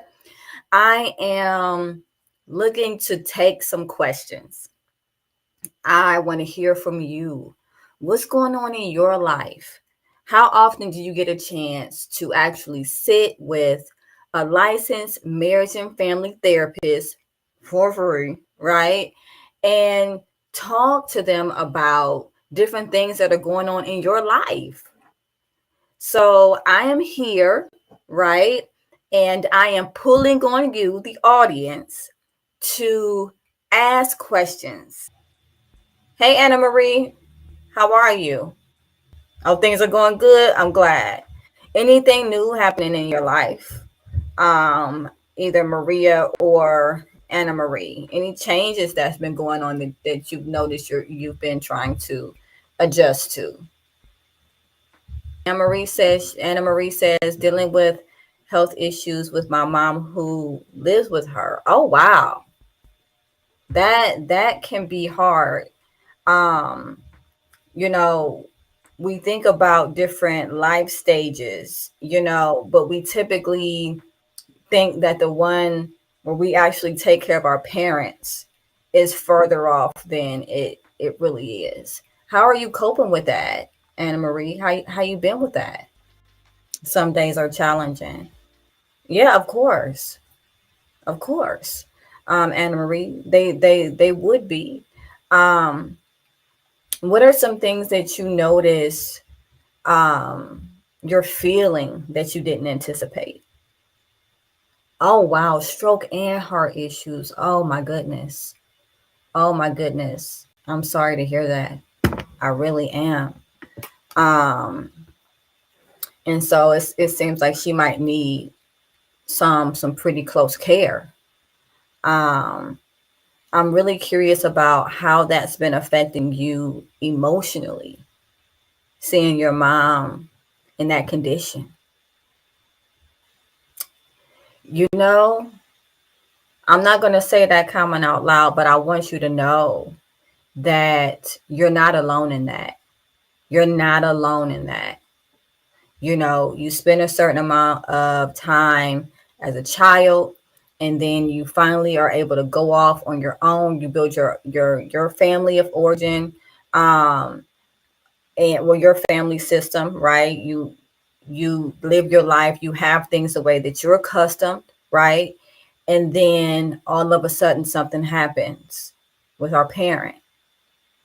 And then there's this conflict of, I love my parent. I want to be there for my parent, but it's a heavy weight. It's a heavy weight. You have every right to feel how you feel. And I want you to know you're not alone in feeling that way. That is common with adult children that are taking care of their parents. I've always been close to her, Anna Marie says. And that can make things even harder, right? Because it makes the conflict even more so, right? There is this, well, she was there for me, or, she did these things for me, or, she sacrificed for me. I love her. I want to be around her. There is also the conflict of, I don't want to see my mom in this condition, because it conflicts with how I'm used to seeing her, and there's also, again, weight, because you both still have a life to live, and now you're trying to find a way to live it together with swapped roles. That's no easy task, Anna Marie. I'm so glad you came on here to talk to me about this. Those are some tough emotions to be dealing with. I have a sister older that doesn't. Yeah. Pamela, thank you so much for joining again. I'm taking questions, comments, concerns. I am a licensed therapist. Anyone who has any questions, definitely feel free to come on and ask. Right now I'm talking to Anna Marie. But Kristen, Pamela, feel free to ask. Marie, I didn't forget about you either. Um, that's also not uncommon, having like a sibling that is not as helpful, you know. And there's so many reasons why. Sometimes it's because they live far away. Sometimes it's because they have a hard time actually dealing with seeing their parent in an incapacitated state. Um, so there's a lot of different. Sometimes they weren't close to the parent, you know. Sometimes they just don't want the responsibility, and so it ends up falling on the sibling that is closest with the parent, because the parent typically leans toward that sibling. But yeah, it's frustrating. It's absolutely frustrating. I have definitely helped clients work through just what you're talking about, because then there's that resentment, but then you feel guilty for feeling resentful. It's, you know, it's a hodgepodge of emotions, but they're all valid. And I want you to know that, Anna Marie. Pamela, Kristen, if you have any questions, definitely feel free to type in the chat. If you want to be brought on air, my moderator can bring you on air. He will give you a link that you can click on to become a part of the video podcast. Anna Marie, I'm curious as to who you talk to. I mean, right now you're talking to me, and I thank you for that, because this, it's a sensitive subject, and I appreciate you, coming on and sharing it with me. But outside of today, who do you talk to about these things? I really hope that you have some strong social supports to get you through this. You talk to your sister in Christ about these things. And if that is the case, I'm glad to hear that, because going through this is not something you should go through alone. There's a lot of emotions that you can feel. Sometimes people feel shame. Sometimes people feel guilt. Sometimes people start grieving their parent, before their parent is actually gone. I talk someone through walking their parent through dementia, and at some point their parent was not themselves anymore. And so at some point it can feel like you're caring for a stranger, someone who doesn't recognize you, now in this case.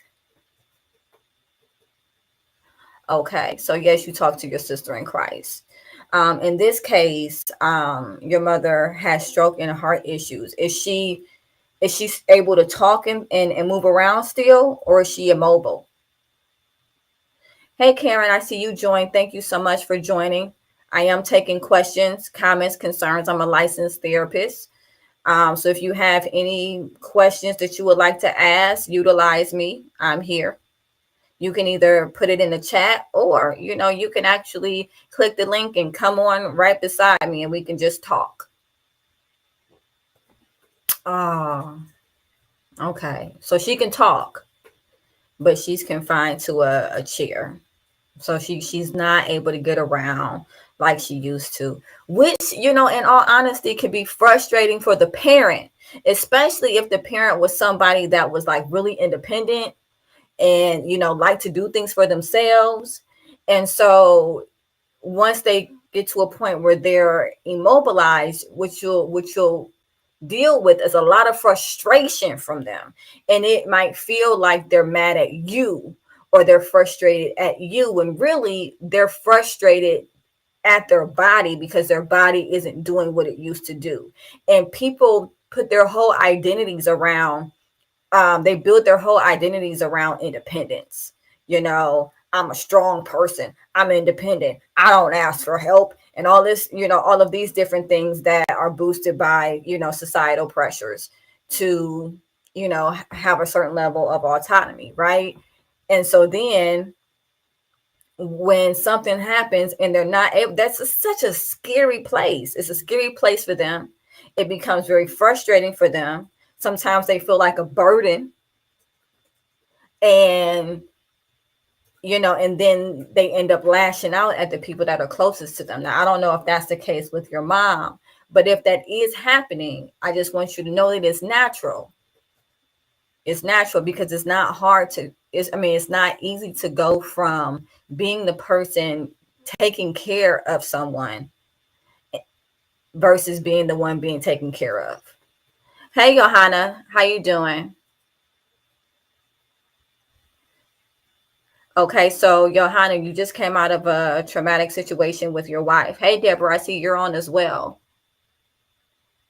Did you want to talk about it? That's what I'm here for. I'm a licensed therapist. And so feel free to, oh, okay. He said he's fine. Okay. Well, I appreciate you coming on here. And if you do have any questions or you do want to talk anything through, I'm here for it. Deborah, same with you. This is my first time here, so glad to be here. I'm so glad to have you here too, Johanna. How is your stress?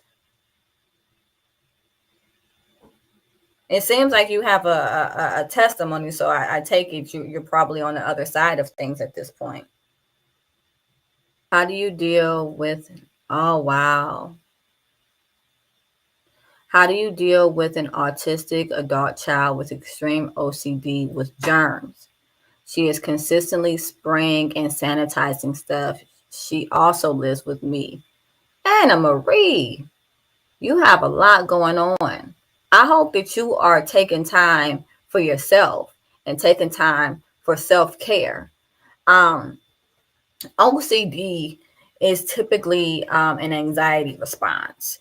And so, when it comes to autism, there's a lot of sensory things that can cause that person to get overwhelmed, and so OCD, there is a part of it that is a compulsion, which it sounds like the cleaning is a compulsion. But there's also a part of it where there might be anxiety around germs. Maybe they were told something about germs that freaked them out at some point, and they think that the only way to keep themselves safe is to keep cleaning. But definitely an anxiety response. It's harder because with individuals with autism, there's a lot of sensory things, but there's also a lot of emotional, I'll say there's also a lack, that's a better word, a lack of emotional regulation. So they can go from 0 to 10, all of a sudden. So, sitting them down and saying, hey, this is already clean. That's not going to do anything, especially if it's a compulsion. However, all depending on how verbal the adult child is, you can have a conversation with them to find out where their anxiety is coming from. I've seen a lot of verbal adults and also teens that I've counseled. And you can, depending on where they are on the spectrum, have conversations with them and get down to the root of what's causing the heightened anxiety, because you probably will see heightened OCD behavior when the person is overstimulated. Finding out what might be overstimulating them, giving them different ways to be able to hyper focus in on things that like music or something like that can be calming to them. giving them something that can take the place of the cleaning, helping them really understand germs, and that there are good germs that we need. Hey, Bridget, thank you so much for joining. I really appreciate you. Feel free to come on and chat. Also, feel free to click the link and come on. I would definitely explain to them that there are good germs that we need, and the consistent spraying, they're not only moving away the bad germs, but they're moving around the good germs that we need, you know, and see if that is helpful. But definitely sitting down, having a conversation with them, figuring out what is triggering the anxiety, what's triggering the overstimulation, when are they more likely to come out with their spray, like what's happening around that time, what's going on, is something too loud, is it all day every day, and sometimes setting an amount with them. What is an amount that's comfortable for you? How many sprays do you need to spray? Is it 5? Is that once you spray 5, does that urge to keep doing it go away? Okay, so once you get to 5, I'm going to let you know you're at 5, and then we're done, right? And then having that type of conversation with them, that's also helpful. Putting a limit on it based off of their comfort. So there are a lot of different things. But definitely pay attention to when you see them doing it the most, because 9 times out of 10 is something that either has overstimulated them, caused them some type of anxiety, and that's how they're responding to it. Also, show them things about good germs.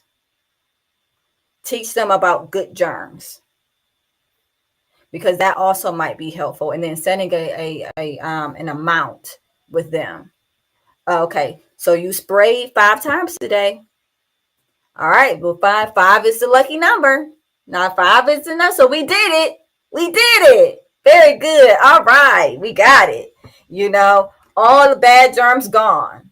Now we got to make sure we leave some room for the good germs, right? We don't want to spray away the good germs. No, we don't want to spray away the good germs, right? Talk to them. Talk them through it. There's also a technique called urge surfing. Now, I don't know if it'll work as well, just all depending on where they are on the spectrum. But urge surfing is really, really, really great. Okay, because what it does is it describes your emotion as a wave that is starting low, coming, hitting a peak, and at that peak you feel like it can't get any higher, right? You need to act on it. You need to do something about it. You have to do something about it. And then what you realize is when you sit with the emotion, it begins, or the urge, right? It begins to subside. Now, it's not easy, and if you're willing, you can talk them through the process. You can say, okay, what are you feeling right now? What is it that's making, are you feeling it in your hands? Is it something in your mind telling you that it's not clean? What is it that we're feeling? Let me know as it rises, right? Talk them through it. Deep breaths, box breathing. Okay, as it's rising, it's getting worse, huh? It's getting bad, and you see them fidgeting or whatever the case may be. Okay, it's okay, right? It's going to get to a peak, but then it will come down. It will come down. Let's breathe through it. And do that with them. Help them to regulate as well. That's also and you can go on Google and you can actually, because I don't know if I'm able to share my screen here or not. But you can Google earth surfing techniques. There's a lot of them. There are ones that are audible. There's ones that actually have a script where you can actually walk them through the script. Um, Either way, you'll be able to. And there's also one that it's like a bell curve, but it's in the form of a wave, and you can kind of walk them through, tell them to point to where their emotion is at that point. And if they keep on pointing to the top one, let them know, okay, all right, let's do some breathing. Let's work through the exercise. Hey, Marlene. And then let them know, to let you know when it subsides, and then reward them. Because positive reinforcement, I mean, that's always a thing. And whether you're an adult, a child, and an elder, positive reinforcement will continue on a behavior. I hope that answered your question. Anybody else have any questions? Marlene, Bridget, if you have any questions, any scenarios you want to run by me, that's absolutely fine. Again, I am a licensed, spelled LICENSED, therapist. And I'm taking calls, well, not necessarily calls, I'm taking comments, right? I'm taking comments, and I'm also, open to someone clicking on the link and coming right on. You can talk directly to me. I can talk directly to you.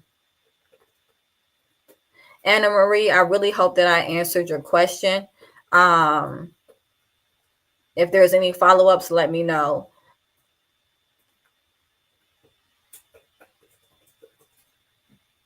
Hey, Queenie, how you doing? Thank you so much for joining.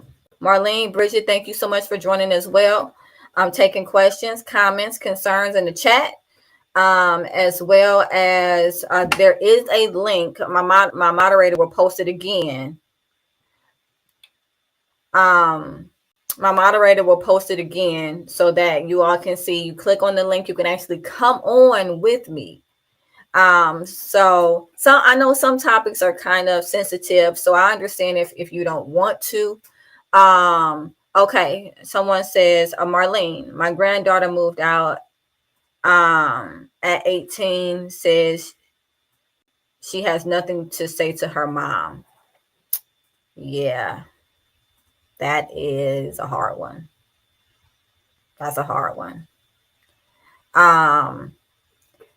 So what I'm going to explain is the differentiation process. So we all go through different, and Marlene, I'm directing this towards you. Mom was always good to her. I bet she was. I absolutely bet she was. And this might be out of nowhere where you're just like, I am still talking to her. Okay, so she's talking to you. At least she's talking to somebody. He's talking to you. He's not talking to mom. Mom has always been good to her. But is there a significant other somewhere in this mix?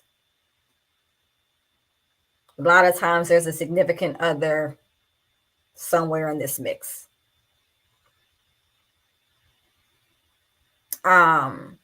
Nevertheless, Marlene, I'm going to talk about the differentiation process. Kids think their parents are the world because the parents are the world. Her mom has a boyfriend. Okay. So mom has a boyfriend. Is the child an only child? Because that's important.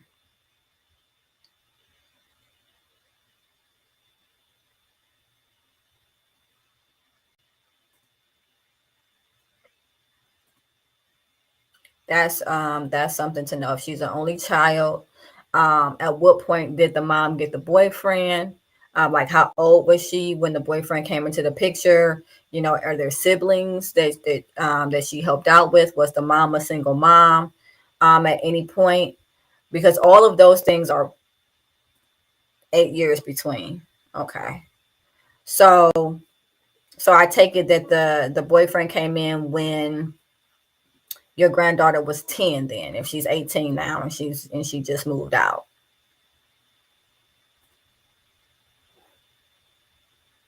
Or is it that she has siblings, but there's 8 years in between the siblings?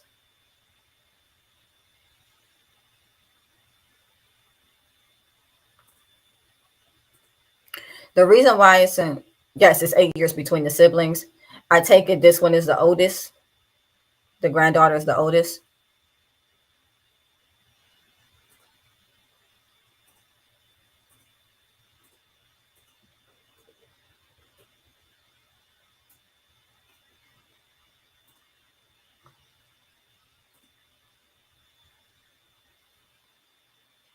Oh no. Okay. Um Marlene, it might be easier. Oh, she's younger. Okay. Okay, so she's younger.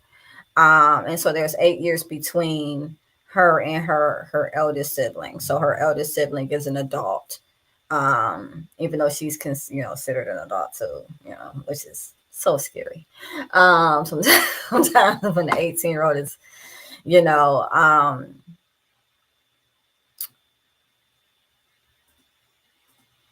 so I'm going to go into the differentiation process. When a child is young, their parents are their whole world. And the parents can't do any wrong, right? Like whatever mom and dad say, or mom or just dad say, is gold. It's gold, right? But then as they go through different life cycle phases, they run into outside influences. They go to school, they make friends, they gain crushes on people, they have significant others, whatever the case may be. And then as they get older, they start to develop their own value system. And so then they start to judge the parent or parents based off of that value system. Hey, Kersha. And so essentially this is a time period in which, imagine you met Superman and he was just a man, right? And he was doing things that you didn't necessarily agree with, right? And so they start judging the parent based specifically on their value type. Now, mind you, the values that they have, it hasn't been bumped up against any actual experience. They haven't gone out into the world yet. They haven't lived. Like, they're judging the parent. Hey, Sylvia, they're judging the parent just based off of this bubble that they're living in and choices that they think that they would make differently, right? And so this becomes a very contentious point between the child and the parent, because the child doesn't understand the parent, because the child isn't going through the challenges that the parent is going through, but they're judging them as though they are. So essentially what happens is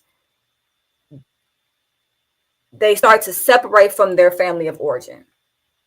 And they will distance themselves because they have to figure out, hey, Sanjita, they have to figure out who they are outside of their family of origin, what their values look like versus what are values that were loaned to them, what they actually care about versus what they don't care about, what their experiences are going to be versus what they've experienced within the home. And a lot of times it's a very hard process because the difference in values will cause a rift between the parents within the family of origin and that child that is supposed to, eventually leave the house or whatever, and so this happens a lot.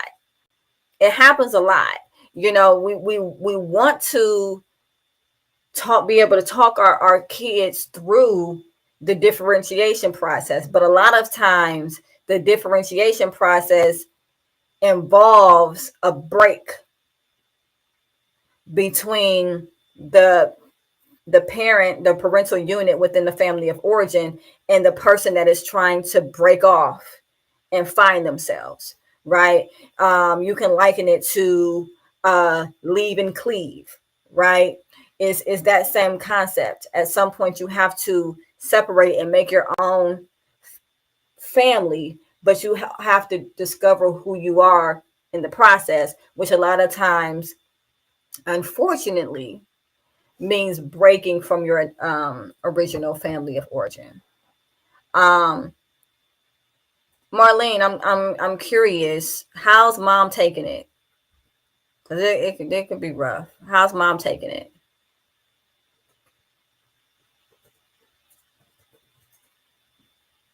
Hey, Christina. Thank you so much for joining. In case you guys aren't aware, I am answering questions live. I am a licensed therapist in the state of Ohio. And so I am answering questions. You can write the questions in the comments, like Marlene. And or you can come online. Mom is wounded. Yeah, it's a hurtful process. It's a hurtful process. But it also has to happen, because if it doesn't, the dynamics of the relationship never get a chance to shift. Your granddaughter is someone's daughter, but one day she might be someone's mom, and one day she might be someone's wife. Hopefully it happens in a reverse order, right? But nevertheless, she's going to be her own adult, and she's going to have her own family that she creates. If differentiation never happens, then she never gets a chance to get out of that role of being just a daughter. That break has to happen, because then mom is able to see her as a woman instead of her baby girl that has always lived at home with her. And it hurts. It hurts. And tell mom I feel for her. I really, really do, because it hurts. But also tell mom that the fact that her daughter is going through the differentiation process means she did something right. Let her know that. As much as it might not feel like it right now, the fact that her daughter is successfully going through the differentiation process means that she did something right. Her daughter has what she feels, she has everything she needs to be able to go off on her own.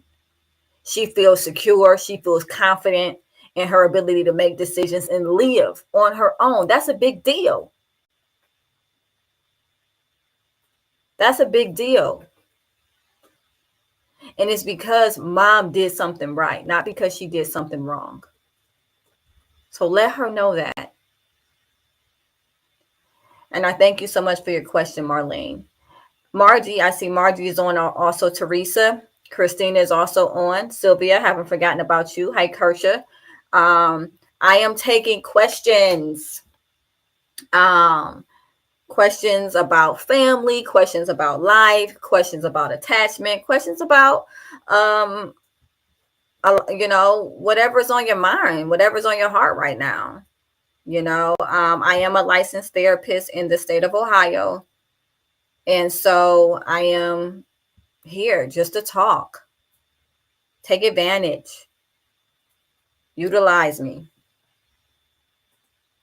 And again, Marlene, thank you so much for your question. Anna Marie, thank you so much for your question as well. I appreciate you both coming on here and talking. Yes, absolutely. Absolutely. We will pray for them 150%. But also remind your daughter that the differentiation process means she did something right. because sometimes during this process, a parent can feel like, well, what did I do? Or what didn't I do? Or what did I say? Or what didn't I say? Or maybe I pushed too hard. Maybe I didn't push enough. Maybe I didn't give them enough. Maybe I gave them too much. And they start to doubt themselves. Hey, Anthony, they start to doubt themselves. And so a part of the building process for the parent is realizing what differentiation is, and that if the person is going through that process, if they have the confidence to go out on their own, it's because you've instilled in them something that makes them think that they can make it. That's what you want. Believe it or not, as painful as it is, that's actually what you want. Hey, shout out to Miss Ronice. Hello. Marlene C. Ronice, that's my mom. And in all transparency, we're very close now. We are very close now. But there was a time that I had to go through the differentiation process with my mom. And we spent a lot of time apart. And it was hurtful to me. I'm sure it was hurtful to her. But it allowed her to see me transform into a woman. And then it allowed me to be able to go through what's called the exoneration process, where when you go through something and then you start to realize what the other person might have been feeling and thinking, and that they're just human, just like you are. And all of those, that pedestal that you put them on, that you were so disappointed they fell from, you kind of move it to the side and you see them as a person. And, and the parent gets to see the daughter as a person as well, and not just a part of themselves. Mom, how would you say the differentiation process was for you? When I was kind of coming into my adulthood around I was probably like 19 or 20. Oh, thank you, Mom. I love you. I love you so much. Whatever. When I was 19 and 18, about between 18 and 20, I remember saying all the time, I'm grown. I'm grown. I'm grown. I'm grown. And it was so important to me that people see me as grown. I don't run around saying that anymore, because I walk in it. I talk in it. I've accomplished things in my life that I feel good about. I don't have to run around yelling at everybody that I'm grown. But when I was 18 through 20, hey, Adrian, that's exactly what I was doing. You can't tell me I'm grown. I'm grown. And it's funny because that's typically when we need the most help. But Mom, I want to go back to you. What was that time period like for you? I know what it was like for me. My mom says it was hard but exciting to watch you grow and become the person you are now. It took some time, but one thing that I appreciate about my mom is that, at some point, she allowed me to be. She didn't always agree with what I was doing or how I was doing it, which is fine, right? Because that's just life. But she allowed me to go through my own process. My mom said, yeah, you did say that all the time. Like, we all know you're grown, Aquila. Yes, but I was saying it all the time because I didn't feel grown. I didn't feel like people acknowledged me as grown. I wanted to walk in these big shoes, and I felt like no one was seeing me, right? I ain't did nothing yet. I hadn't did nothing yet, you know.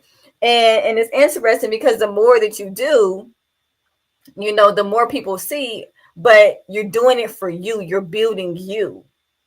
You feel good about you. So you don't have to run around boasting about being an adult when you actually are one. But yeah, my mom said that it was hard. But again, I appreciate that she allowed me to go through my process. You know, there were times where it got really tense, especially in my early 20s, you know, because, hey, Michelle, um, you know, there were just things that I had to experience on my own, you know, and my mom wanted to protect me from, you know, experiences that, you know, she kind of felt, you know, her spidey senses were tingling, right? Because she had experience and she could, you know, she could see some things that I couldn't see, you know, but I had to experience it on my own terms. I needed to experience it on my own terms. And at some point, she realized that and was like, okay. And she allowed me to do that. And when needed, she was there to pick up the pieces. And I think that's the most important part. So Marlene, you know, definitely tell your daughter, remain open. There's a lot of offense that can come from the differentiation process. I can't believe this person did this to me. They don't appreciate nothing I did and all this other type of stuff. And yes, it's okay to feel that way. There's offense, there's a little bit of resentment, you know. I actually have a podcast episode that you can actually look on Spotify, Google, or Apple Podcasts, and it's about just this. Like, it's specifically about it's called Ungrateful Eye Kids. And it's literally about the differentiation process. And you know, speaking as a parent that was feeling hurt by that process, because I'm human too. My mom said we had our trials and tribulations, no doubt. Yeah, we did, you know. But you know, my mom, I love my mom so much, so much, you know. But I had to go through things before I could appreciate the person she was, and that's the same process. So with that, a lot of times does come appreciation. So just also let your daughter know there is a pot of gold at the end of the rainbow. And it often looks like the exoneration process, which is when you see your parents as human and you actually identify with them on a level that you never could before. And you also appreciate that as a human, they did the best that they could. So Marlene, I hope that was helpful. I'm purposely not saying people's last names. Just want to throw that out there. I think that's just a therapist in me to allow some type of anonymity. So I'm only saying people's first names. I'm so glad that you're on, Mama. I do. I love you very much. I also love my grandma too. You know, she played a big role in my life as well. But yeah, show is almost coming to a close. So, you know, anybody have any follow-up questions? I know that a couple of people joined in the meantime, in between time. I know Anthony joined, Margie joined, Teresa joined, Christina joined, Sylvia joined, Kersha. Sorry, I hope I'm not pronouncing that wrong. Queenie joined. So if you have any questions, get them in now. Get them in now. Put them in the queue so that I can answer them, because it's almost time for me to go.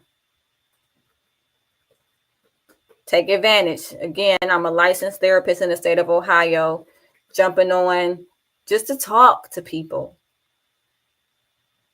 Talk to people. Answer questions. Even if you just want to try it out, you might feel a little nervous. Thank you for oh yes, Anna Marie. Thank you for coming on and asking your questions, because your questions help other people. You're not the only one that's going through what you're going through. None of you, whatever that something is, you're not the only one. Your questions help other people. That's why I do this. Michaela is on. Hey, Michaela, thank you so much for joining. Again, I'm taking final questions. Thank you, Marlene, too. I appreciate you sharing that with us today. And I think that it will be helpful to a lot of different people. And again, if you want to check out my podcast specifically on that, it's called, again, Ungrateful Kids, right? And you can find it on Google, Spotify, and Apple under Supportive Advice Live. We have our podcast uploaded there as well.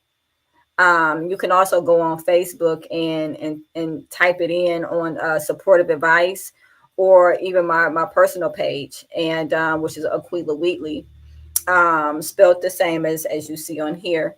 And you'll be able to actually see my face as I'm talking about the differentiation process firsthand.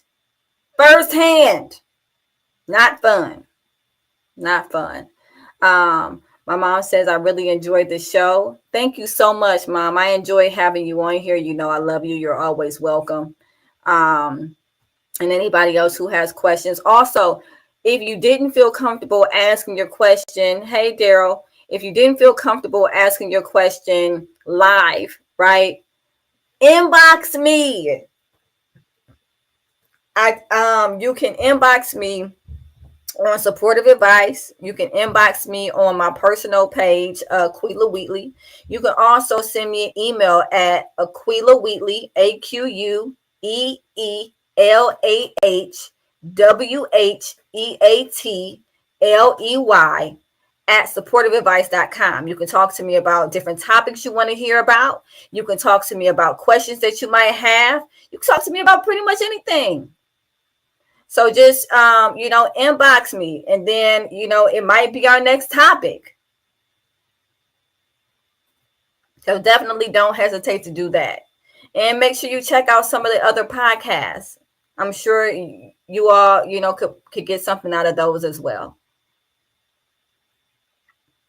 All right. If you have questions, get them in the queue. Again, I'm a licensed therapist, just taking questions. Family questions, individual questions. Anybody who ever just wanted to talk to a therapist for free. Definitely feel free. This is my give back. I do this for you all, because everybody needs somebody to talk to. Why not me, right?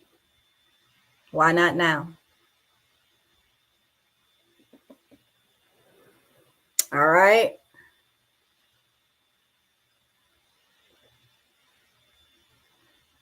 So at this point, I am going to cut to commercial. When we come back, any final questions? And then we'll take it from there.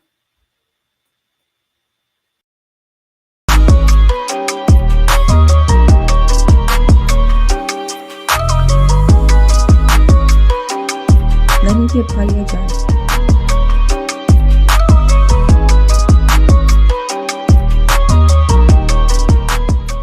And we're back. And in case you didn't get a chance to write that down, the website is www.supportiveadvice.com. No spaces, supportiveadvice.com.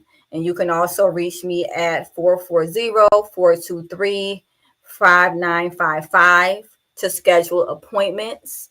And if you have anything in depth that you really want to talk about or that you want to work through, definitely feel free to schedule with me and we can go through the process of talking through some things. I do family therapy, couples therapy, individual therapy. The only group that I don't typically see at this point, children. But Ohio Guidestone has a great early childhood program. And so definitely look into programs for children because they need love too. And they have issues too that need to be talked about and deserve to be heard. That number again for you guys to schedule with me is 440-423-5955. More conveniently, you can go right onto my website. It gives you access to my calendar.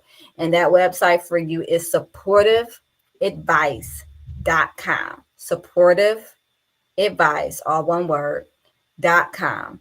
And if you have any questions, concerns, if you have any ideas that come to you in the middle of the week for a topic that you want to hear about, hey, Esther, a topic that you want to hear about that maybe you didn't think about, or a question that you had, hey, McLeod, maybe your name is Richard. Hey, Jamila, just questions, things that you didn't come to mind when you were sitting here. Inbox me. It could be our next topic. I can answer it on the next show. Definitely inbox me. Thank you guys so much for your time and making this a worthwhile investment. I appreciate you all so much. I really, really do. Please join us again. We are here on Thursdays, typically around 6-ish. If you get on at 6 and you don't see me, hey, Ether. Esther, I'm sorry. Blessings to you too. If you get on and you don't see me, just wait a minute. Just wait a minute. Okay. We will be here on Thursday around 6-ish, right? Esther, so glad that you joined us. We're actually at the end of our show. But I really hope that you come back next week. And if you have any questions or concerns, or anything any topics you want to talk about, definitely inbox me on my supportive advice page. You can also inbox me on my personal page, Aquila Wheatley, and you can send me emails to aquilawheatley@supportiveadvice.com. If you're interested in actually scheduling an appointment with me, I talk to families, couples, and individuals. Feel free to go to my website at supportiveadvice.com. Thank you, everybody, for joining. And we're going to close with a commercial. Have a great day.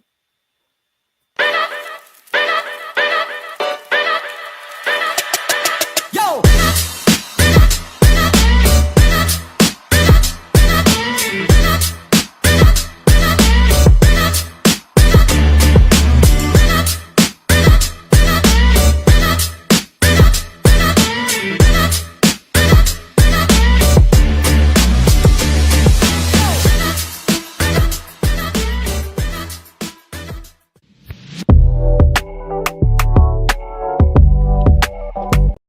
Everybody, and welcome to another episode of Supportive Advice live.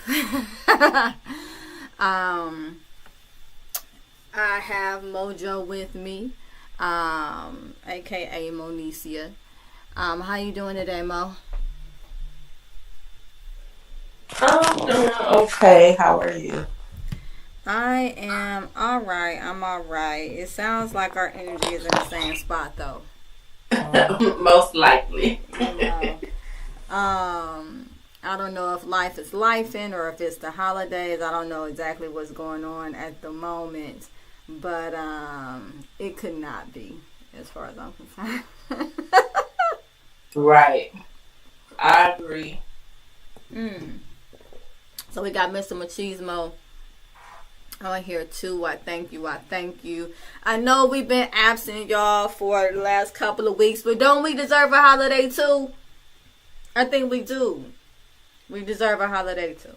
So we got families and people that we're spending our time with and prioritizing, and sometimes you got to take a break. And I can't say that to other people without then having that same grace for myself and the team, right?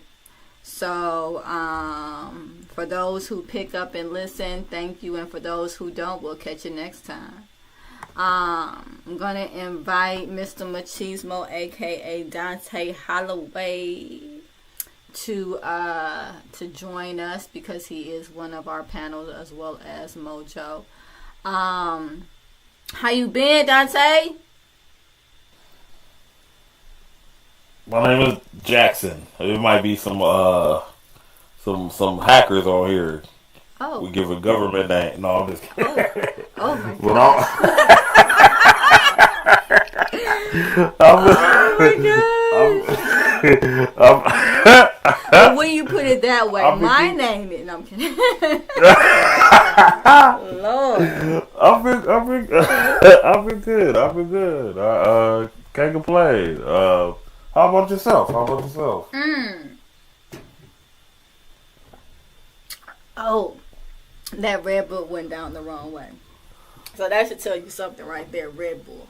I am. I was gonna say 6:30. You a daredevil. Ooh. You know, I'm telling you, man. I had clients, throughout the day. I've also been working on my dissertation. Okay. So, Doctor who? Dr. Me, eventually, right? Dissertations out here. It's going on. Putting in work. Ooh.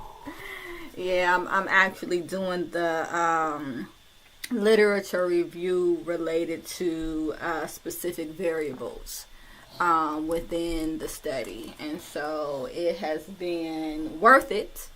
I'll leave with worth it, but I would be dishonest if I were to say that it has not been taxing. So, there's that. I have not 100% been satisfied with our reach on call-in. I know we have our regulars who I appreciate very, very, very much. We have those that subscribe to the podcast, and we love you all. I'm speaking for everyone. And but there has to be another way for our reach to get a little bit louder and further. May I share something I think will be cool for you? Absolutely not, Mo. We don't take suggestions here. Clubhouse. No, what were you gonna say, Mo? Clubhouse. It's an app called Clubhouse. You get to do a podcast. It's internationally. Oh. And people join all the time. They come in and come out. You grow your audience. People can also find you by topic. Oh, nice. I like Clubhouse, and they can get on and speak if you want them to. You can bring them up and put them down in the audience. But I think that Clubhouse will be amazing for you. Okay, well, that is definitely something that I'm going to be considering. I was up at 6 this morning. Don't ask me why my eyes open. So I was like, heck, I might as well. And I was looking at a lot of different software and a lot of different apps that allow not only for us to be voices, but for all of our lovely faces to be seen by the public. I wanted to kind of weigh in and well, not weigh in, but I wanted to kind of allow you guys to. Well, she has no sound. How was your New Year, Dante? Are you serious? It was copacetic. No sound.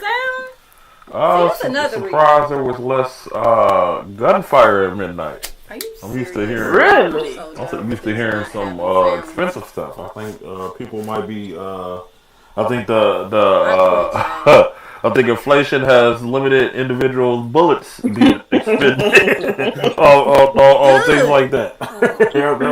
That's my guess. I heard a couple, but I ain't hear it like I used to. I didn't hear the boo. I just heard ping ping. People needed their funds to buy some food and some Pepsi. I understand. That's Not right. Pepsi, the ginger ale. The ginger ale.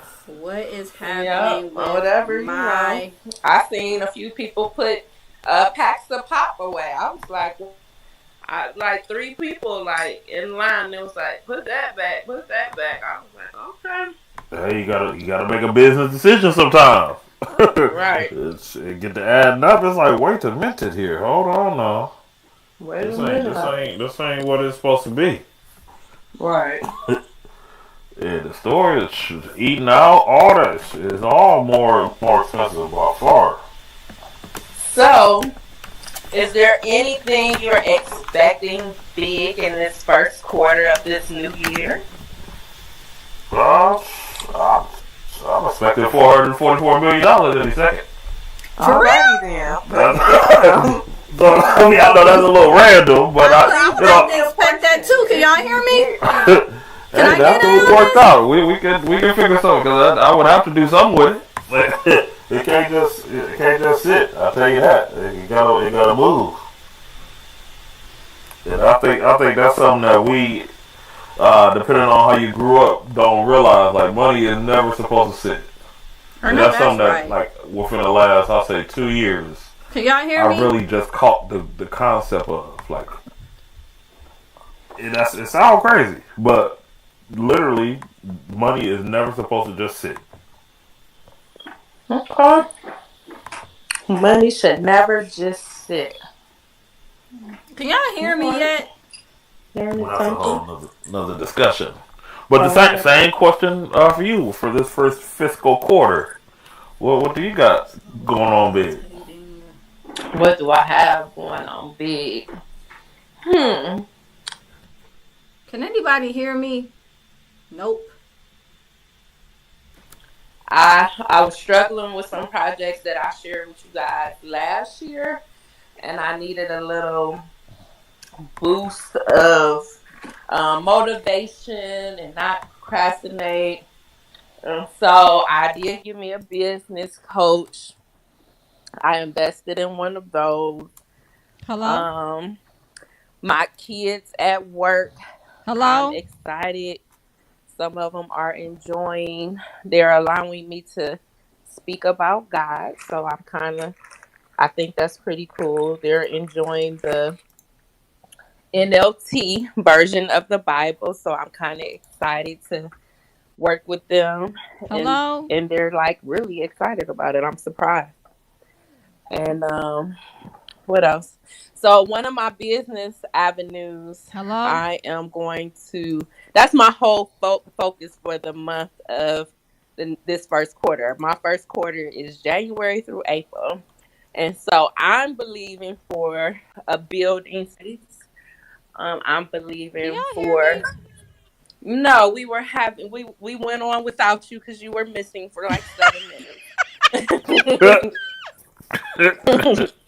Well, I was hearing y'all. Please, Mo, continue. Business, business, business. Okay, so this first quarter, I'm gonna focus on the business idea I have. I finally moved on it. Yay! Thanks for the Yay! audience Woo, woo, background. woo, Woo! woo! And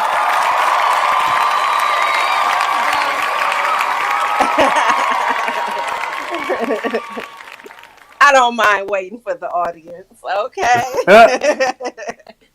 So I started that, and that's my first quarter. So I broke down some goals for the year, and I did it quarterly. And my quarters is every 4 months. But my first goal is this business. Well, that's one of my goals in the business, to get everything done on paper, to apply for some grants this month, my website logo, all that. So that's one of the big things I'm doing, and I'm just so excited about it. That And of sounds course, amazing. and I also did my That's other dope. goals in each area. I had a mentor, and she said you should have goals in your emotions, your spirituality. Let me give an example. So if it's emotional, if you have anger issues, you write down, I want to work on anger. And then you, of course, write your objectives. How will I work on my anger? Spirituality, maybe you want to read your good book. Um, how long a day, Then you should have career slash education slash trade goals. And then what else? Physical. And I think I'm missing something. Mental? I think it's mental. But Mental, she spiritual. stated you should have, oh, did I say financial? You should Oh, have that's goals. another one. Yep, you should have goals in all those areas. So I wrote my areas down and I added house projects too. So we shall see how this goes. We sure shall. I hate to take y'all back, but I kind of was back left where I got dropped, and I wanted to ask you all about the yeah. I mean, hey, sometimes you get stuck where you get left. You know, that's a message all by itself. But I wanted to ask you guys about the platforms that allow not just for myself to be seen, but for you all to be seen and heard. I wanted to know how you guys felt about that. That would be cool, actually. No, Oh, wait a minute. Am I talking? can Oh, you can you not hear hear me? me? Can you hear me? Yes, I Can can. you I hear can me? hear you, Mr. Oh, Deceitful. I can hear you. I can hear you. I can hear you. I'm down. I'm Okay. down now. You probably see some computer monitors, but I ain't got no problems because I'm over here multitasking. So it's Ooh. you Can get to I see get some you to multi. create me a space? You said what? I need it. I'm gonna need a space created by Aquila. Okay. Her office is amazing, you guys. You should drop in and do a session. It's wonderful. Book ahead. Book ahead. Supportiveadvice.com. No, Yeah, but I am looking. There it is. do look Oh, you like it? You like it, Dante? make you want to just go get some counseling while you.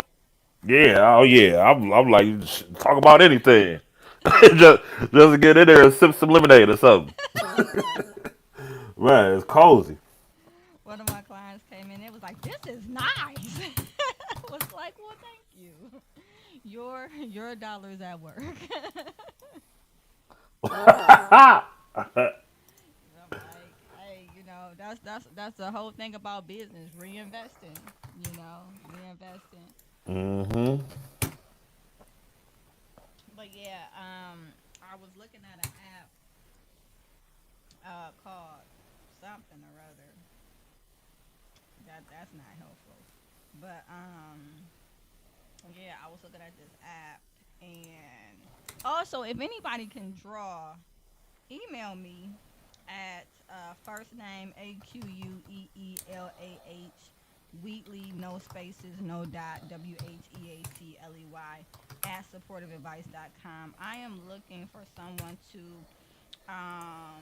illustrate a children's story that I wrote. Now, one would think that when you have a significant other that is an artist, you wouldn't have to make those types of call outs, but you know.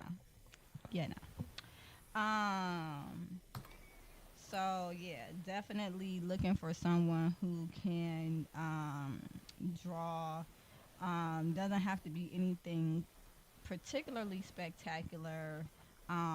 Minimal characters. I think the amount of characters are about 5 in total,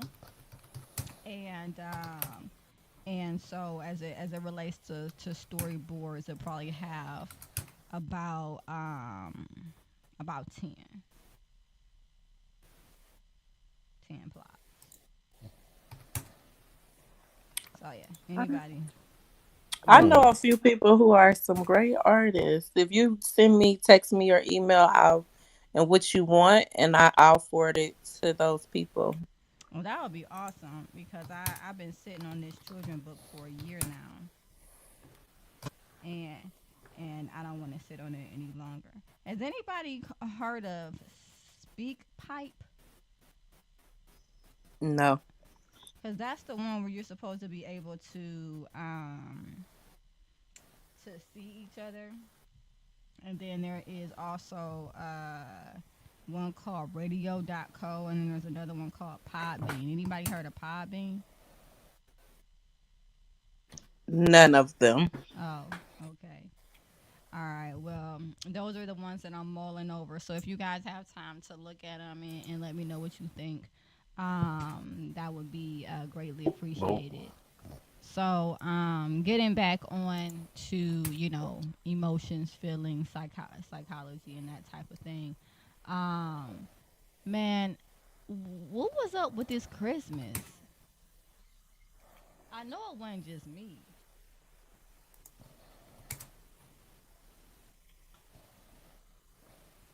Hello. Well, I'll say for me, my Christmas, it wasn't it wasn't what I expected There wasn't a either. lot of people in the. Yeah, I didn't put up a tree. My daughter didn't put up the tree. I was like, "You don't even want the tree?" She was like, "No, forget the tree." I was like, "Great," because I didn't want to put up the tree. And she usually puts it up anyway. And I was like, "Well, I guess I could if she doesn't want to do it." She was like, "Nope, it's fine." And I was like, "Okay," I quickly agreed. I know that's Uh, right. So yeah, I don't know. Christmas was kind of like, I don't know. Yeah, it was, it was lackluster. And I'm not talking about the, spending time with family and things like I'm not talking about that part of it, but I'm talking about the catching the spirit part of it. Like the, warm and cozy, feeling that, you get around Christmas. Like I just feel like that is decreasing each year. And I wonder if it ties in at all to stores starting to advertise earlier and earlier and earlier.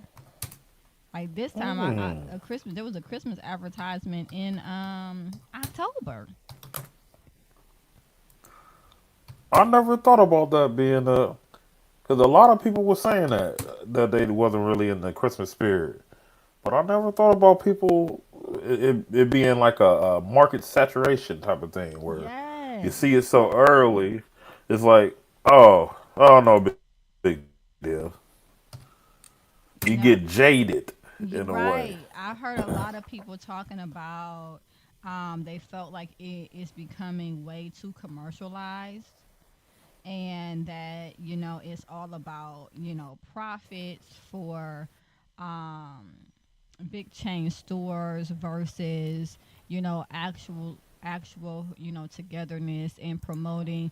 And in all honesty, if you look at the commercials throughout the years, there were a lot more commercials surrounding like family togetherness. And then like you might see a flash of the product, like this family is together and everybody's having fun, and then you might see like a Coca-Cola on the table or something like that, where it was just like a lot of um focus on the family and versus what it was being bought. And one thing that saw a lot with the commercials is that it was a lot of buy this person wants that person wants this, did you get this person that? And I'm like, nah, I didn't. And I'm not going to. I told my kids, I was like, don't give me no Christmas list. Do not give me a Christmas list this year. This first time since they knew how to write that I told them not to give me a Christmas list this year. I was like, I'm going to get you what I want to get you. Because, you know, I'm not going to go and check these things off the list that don't have any significance to our bond or any significant value. I'm going to buy you things that actually mean something. And you can value that, or you can choose not to. And I mean, it went over well, but I was just like, no, I'm not doing. I'm like, I am not Santa Claus, man. Like, I'm not Santa. I mean, technically, we are Santa Claus, but my thought process was like, I'm not Santa. I'm your mom. And I'm gonna get you things that you know are gonna mean something for more than just one day.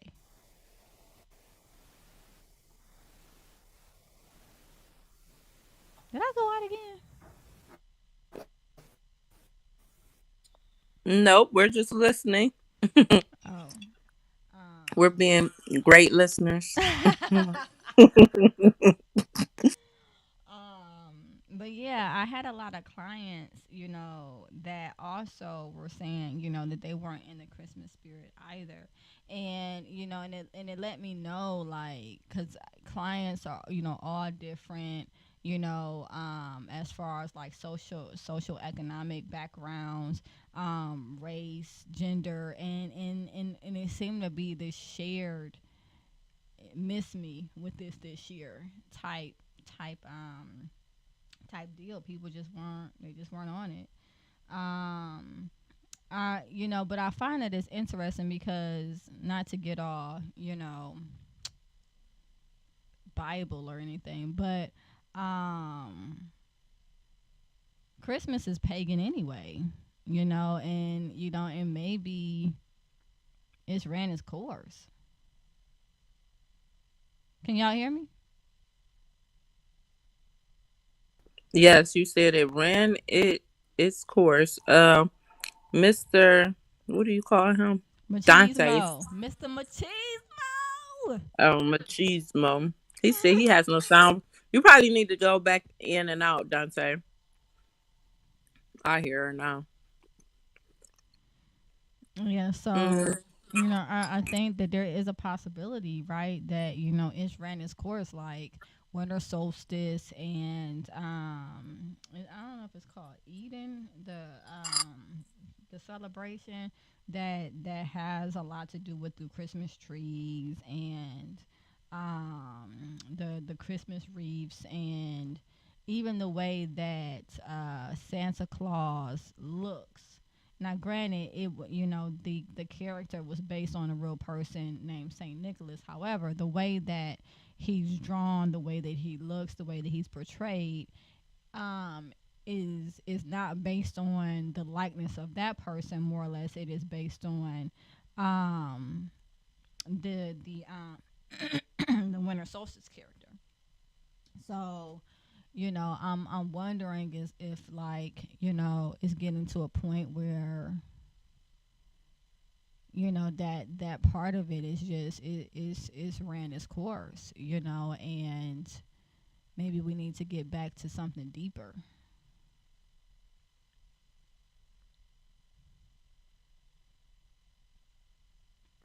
I would say I think the things that you listed have something to do, but I also just think like um the economy, world events, life events, day-to-day activities, um being overwhelmed. Like, it's funny you mentioned this about marketing. The other day, a guy on Facebook, he took a picture, and they had, at the stores, they had Valentine's things out already. He was like, "Man, come on now, come on. We just spent all our money on Christmas." He like, why are they advertising for Valentine's Day already? Like, give me a Right. break." Give us all a break. And I think that does, because it's like it feels like you're bombarded.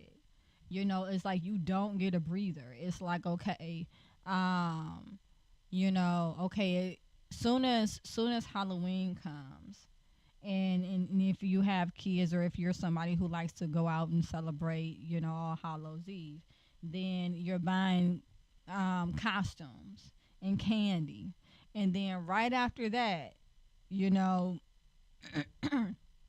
or even alongside that, they're putting out the stuff for Thanksgiving, and then it's almost like Thanksgiving ain't even a holiday no, no more. They're like, we're just gonna smush that on out the way, because like that lasts for 2 seconds, and then all of a sudden you see all these Christmas decorations. You're just like, can I get a breather?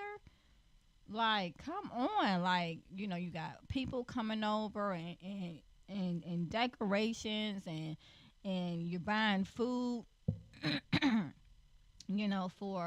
for people that's coming over, or people doing potluck and they're buying food, and I mean, it's like, I don't know.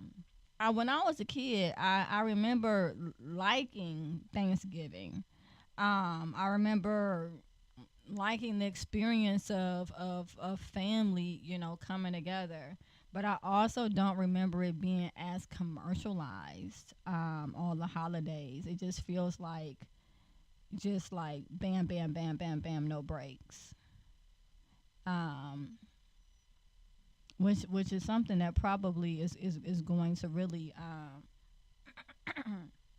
eventually, you can only take so much from people before they're tapped out.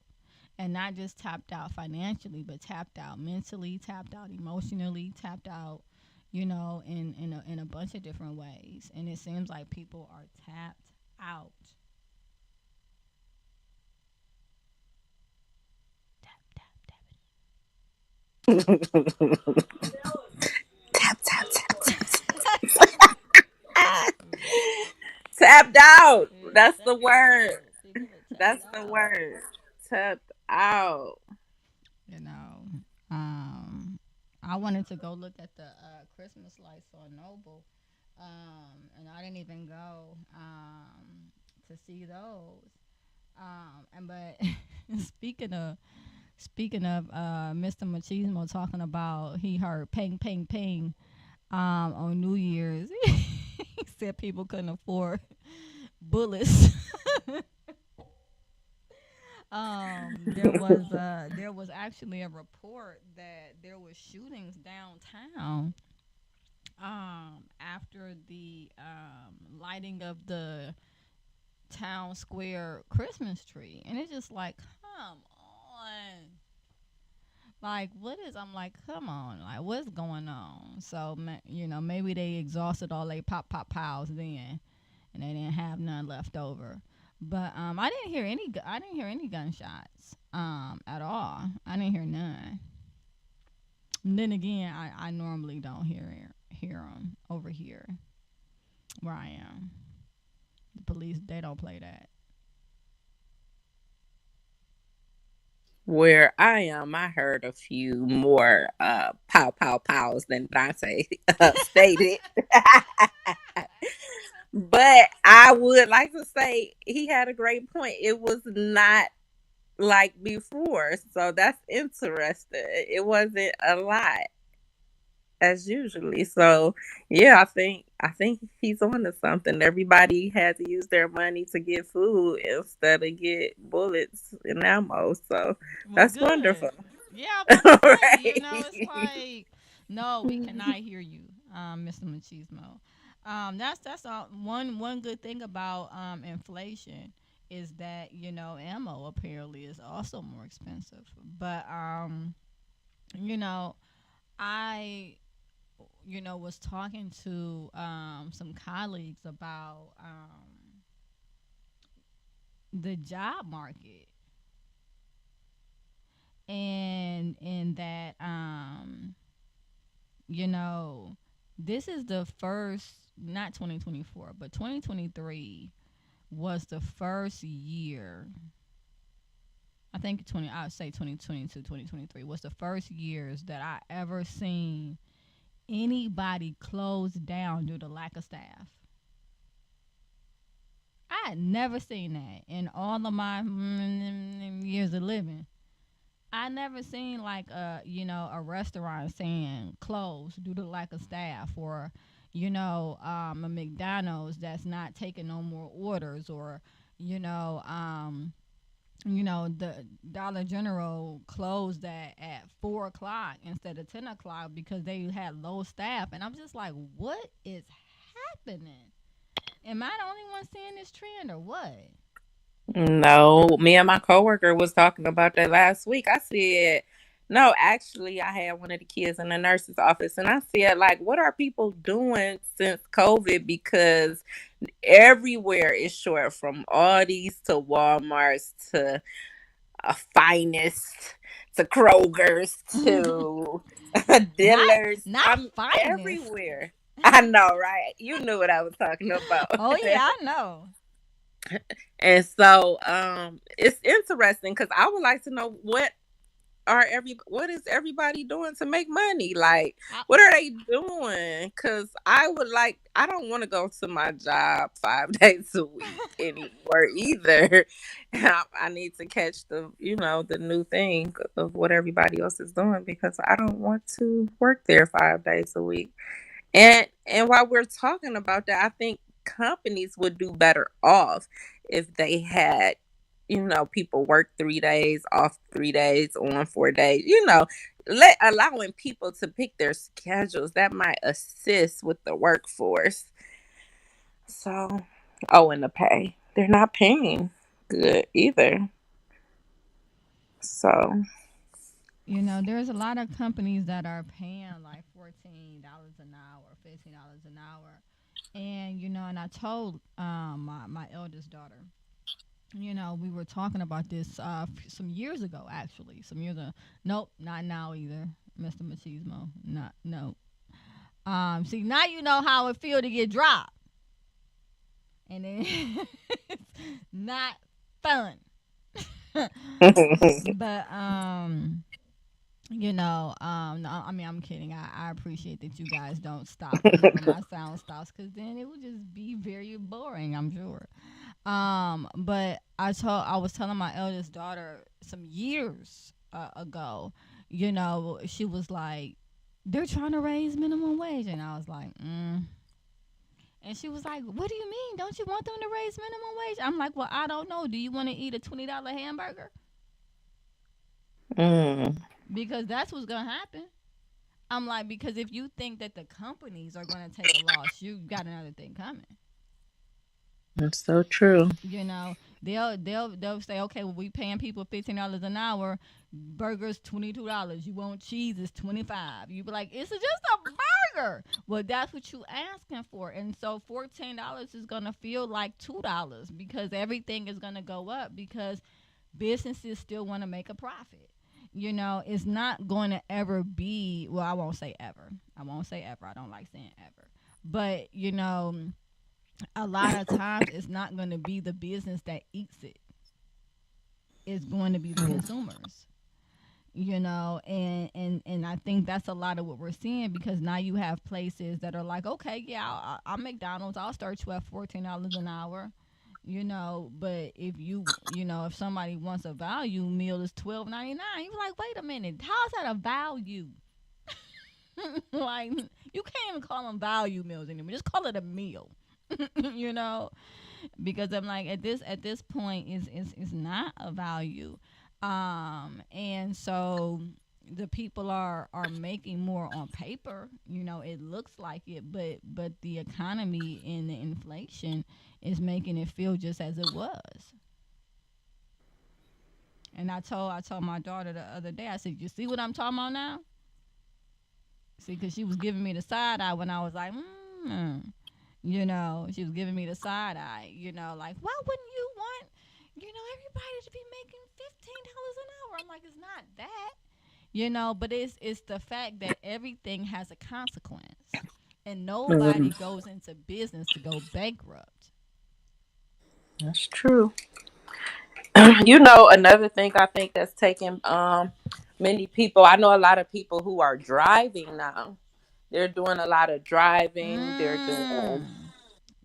truck Yes. trucks, box truck deliveries, and they don't have to deal with having a supervisor, or they're doing it on their own time when they want to do it. And I was kind of surprised about, knowing how many people are driving or getting box truck businesses to deliver things, and it's making good money. I will say one thing that somebody said to me is everybody decided during COVID that they were gonna be entrepreneurs. and Yeah, I I'm think for real. and For I'm real. like, hey, real talk. Me too. Me Like too. I'm getting on you. I can't be like hating on nobody else. 'Cause I'm like, hey, I didn't start my business during COVID, or anything like that. I mean, I already had my practice going, but I really kind of took a leap, into putting all my energy into my practice, after that point, and kind of divesting from a lot of corporate um, options as it related to being a therapist and building up the brand of another company or whatever the case may be. And so you're right. There's a lot of people doing box truck. There's a lot of people getting their CDOs. There's a lot of people doing DoorDash. Let's not even DoorDash. What is it? What's the other one? Uber Uber. Eats. Mhm. Ubering. Not for the eating, but for the cabbing. And then The there's Amazon Flex. Yep, Amazon Flex, Lyft. Like, there's just so many other options now where people are like, I don't gotta work for you. I could just do my own thing, Man, And I so can't wait to say that. I know that's right. But you just said like a little while ago that you're leaping into your own business, right? Yeah. Yeah, Yeah. but sometimes I think frustration. You can say you tired about something, but and keep saying you're tired about it, but you never really take action Hmm. in the area. And I was asking myself, like, well, Monique, are you really tired because you're still not doing the ideas that you have that could take you away from a place, And so carving out that time to actually take the action steps or applying, not just having a thought, not just putting it on paper, but application, applying some of those thoughts and skills and completing some tasks to get where I want to get to. So, And you I know. and I congratulate you on that because it's not easy. It does take um cojones to to step out and say, all right, I'm going to move forward with this, and and let it go where God's gonna take it. Um, Mhm. and so congratulations on making that move. Um, because that it can be exciting, but it can also be anxiety provoking. So definitely, whenever you need to talk, well, I won't say whenever, but Right, because you're a like, busy because if lady. it's 1 o'clock in the morning, I'm not answering. That's just the truth. But but talking about that, with me, if that's something you want to do, for sure you can always text me. But yeah, Mr. Machismo, man, what's really good?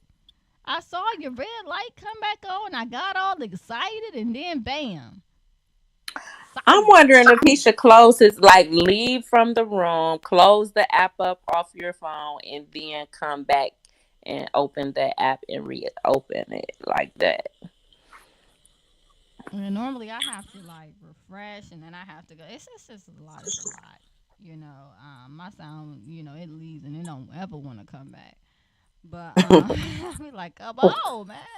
I be talking, I be saying stuff because I'm always saying something, you know. But I don't know. A lot of people pre-record their podcasts. I was thinking about us doing something like that, maybe pre-recording, and plan them. I don't know. I guess we can kind of just shoot around and and see. I like the live platform because I want to be able to meet people where they're at, in the moment, and kind of allow the podcast itself to be led based on the needs of the people, but that is only conducive if the people can find you. So, what was the, what was the name of the cotton? What was the name of the? What you Cotton Club? What you talking about? It's called Clubhouse. Clubhouse app. Clubhouse. You talking about the Cotton Club? That been gone. It sure have. It has a long time ago, boy. I'm telling my age though. Um, I'm like, what? Sometimes things come up and you just be like, what was that? What was that? Cotton Club dads. What dads? What? Daddy-o. Oh, yeah. Daddy-o's. The Mirage. Don't get me listening. The Not. Mix. Don't get. I remember the Let me Mirage. stop. I remember Daddy O's. Oh, that was in the back of the Mix on 141st. Oh, oh. All right, Dante, you back? Mm-mm. You know, you're not back. Oh, Vlad the Man. Welcome. yeah. I'm tired. Like, wait, I think I'm tired. I don't know if that's something Um, you're supposed to say on live podcast, but it's just been one of those days. I wonder if it's the snow. it's okay sometimes. Sometimes we are tired, and being authentic on your podcast, that's what people love. Or I love when people are being authentic. Sometimes you're just tired. You need the rest. You do a lot of things. Congratulations. Working on your dissertation, Whoop, whoop. inspiring all of us other people. I I hope even so. got online to look at a doctor program at Cleveland State. I was trying to find What? something. Yeah, I saw something for reentry for individuals who just got out of jail, like a study on community relations. And so I was like, ooh, that interests me. So I need to go back on there and look. But Jesus. Ah, That that's is all I do. awesome. That is But awesome. I love the reentry population. For well, I know what reason, but I love the reentry population, and assisting those who really want help. And I feel like many systems fail the reentry population, and so I would love to do something with that population. Yep. I think that's awesome. My brother, he actually got his doctorate in 2022, Mhm. and and I hope I get this right. He got his doctorate in ministry, Mhm. um Oh, and in apologetics. And apologize. yeah, like really being able to debate the word of God. Mhm. Which we know there's going to be a place for that, for sure, for sure. Mhm. Um, but I had just talked to him recently, about considering being a. Don't tell me. Don't even tell me. It's the person that hospitals. Chaplain. Yes, yes, that. That's what I do. I know. That's why I was saying don't tell me because I was like, Lord, I know this what she do. A chaplain. Yeah, I was talking to him, and I was like, have you considered that? Because he has a hospital background, and he was in the army, and I know that there's chaplains that are through the army, and Hmm. and he has a very strong ministerial background, as well, and he's an elder, at the church that he attends, and so I was like, these pieces can go together to do something, you They know. all go. Yes, he can do. He could do reentry to prisons. He can work with the elderly in homes. He could do hospice. That's why I didn't go that route. My mentor again, back in the day, she was in the ministry, but she was a psychologist like you. And I said, well, I really don't want to do MDiv because I'm not really big on being in the church. Because I really prefer not to be. But that's what I felt God was telling me to do. So I went in and we talked about it. She was like, be a chaplain. She was like, that way you're going to get paid for your work because in ministry, just getting the MDiv, people who are pastors and depend on the church for salary, it'd be a struggle for them. Right, And so right. she was like, go in the path where you can make money and people in the world know what a chaplain is versus they know it's somebody who say I just got my MDiv degree or my doctorate in ministry basically. And so that's what I did. Yep. And Yeah. he can also start his own he can start his own business like a consultation business and assisting other people in those areas as well, whatever his expertise is in that.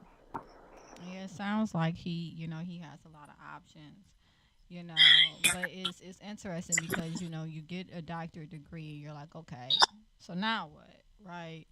And then you know with what I do as a therapist, it's a PhD, it the pieces, they fit together. They're big pieces and they fit together. But but with different degrees, sometimes the pieces are a little smaller. And you're like, okay, where was it? This one looks like this one, kind of looks like this one. Where does this one go? And so I just pray that he stays encouraged, and all the other people that have gone and gotten advanced degrees, and maybe they're not sure exactly what they're purposed for as it relates to using or expanding upon that degree, from a um I don't want to say commercial, but from like an occupational standpoint. I just pray that individuals stay encouraged, and just remember there was something in you that knew that it was meant for you to get that degree, and that if you had the motivation to go forth and get it, then there's definitely something that it can be used for. um, yeah. So I don't know how I got to talking about that, but why not? Um, all right, Dante. Like, look, Mr. Machismo, I appreciate you so much, and I don't know what happened to your sound, and I was trying to hang in there with you, but it's 7:10, so me and Mo gonna have to jump off, and we appreciate you. But And I would like to tell you to get some rest, please. It's okay to get some rest. You are doing a lot. I couldn't imagine. You have your own business, you writing your dissertation, you have a family, and many other things that I don't know about. And so I would like to welcome you to rest tonight. well, thank you. call my kids up. Tell them that you welcome me. Tell them you have instructed the. No, I'm kidding. Find a Uh, TikTok and send it to them. Oh, They'll night night. understand the TikTok. oh, we Oh, night. did Mr. Machismo say go night night? Did I hear you? Yeah. I heard Oh, you. I'm back. Lazarus. I just had to hit mute and undo. Man, this technology, boy. I tell you. Gee Williker. Gracious. I'm a host and I be blocked out. Good night. It's crazy, but I'm We so might have to do a glad. troubleshoot. So glad you're back. So glad you're back. Welcome back. Welcome back. Welcome Welcome back. back. Yeah. All right. That was off key. But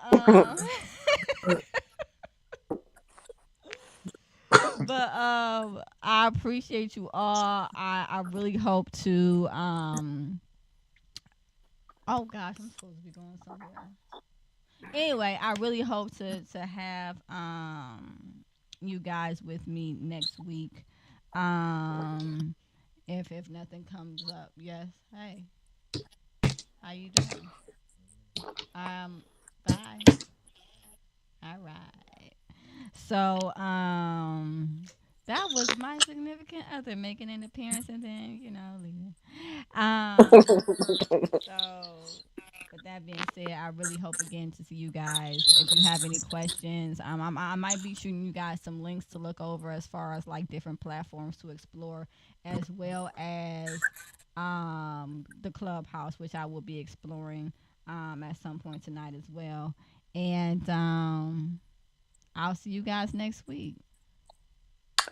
See you next week, and I welcome you to rest. Thank you, Mo. I welcome you to rest too. I am. I put on my PJs. I'm ready. I know that's right. I know that is right.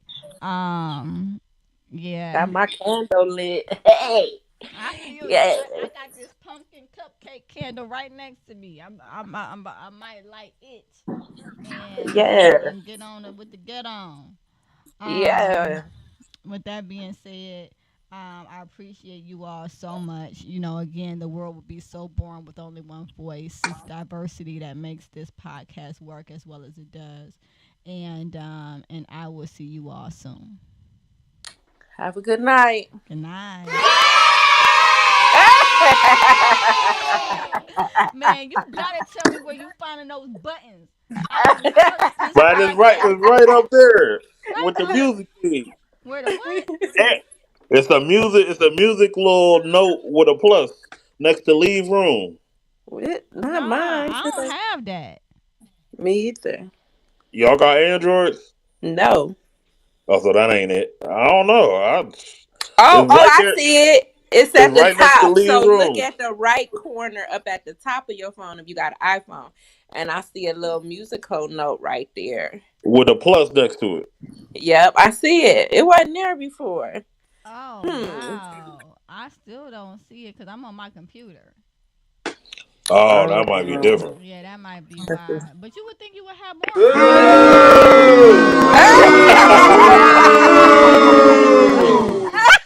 Oh yeah, I found some more too. Hey, did y'all hear me pushing? Did y'all hear me sending sounds while I couldn't be heard otherwise? No, we No. ain't hear nothing. Really? Yeah. I could hear that, but I couldn't hear y'all. And I guess y'all couldn't hear. I went on a whole tangent about how I ain't believe in Santa Claus, and we live in apartments. So I'm like, how are you getting in the house? Like, like That I'm like, sounds like an I'm interesting story. I wish I would have heard it. man. I'm like, I don't practice for this. As being the only child, I can talk to myself now. You said make it make sense, Mom. Make it make sense. Oh yeah, that's the whole thing, man. Make it make sense for That's the real. I whole know that's thing. right. And then I started figuring 2 plus 2. I'm like, well, if Santa don't exist, what about how I'm getting these quarters and dollars every time I lose a tooth? Wait a minute. What y'all on? As soon as my kids was like it don't exist no more, I was like, cool. And Er- then my son was like, I lost the tooth. I said, you said the tooth fairy didn't exist. He was like, but I thought you was gonna give me $1. No, I ain't giving you nothing. The thrill is gone. I said, now wait a minute, let me tell you, guess who wrapping up all these presents and working hard, Joe Mama? Not Santa Claus. I know that's right. Yo, mama. My mother was like, why would you do that? I said, listen, we're gonna tell her the truth. I work hard every day. I bought them presents, not that man in that suit. No, no, he didn't. Mhm. Said, you ain't taking my credit. Y'all better trying to get out of here with that. Mm-mm. I know that's She right. knew since the first grade. She found out in first grade. I said, no. Mm-mm. Oh wow, really? Yeah, That's early. it was. But you know, I feel it. I'm with you. I feel it. All right, y'all. I'm out. I'm so glad that you came back. I look forward to hearing from both of you guys next week. And peace.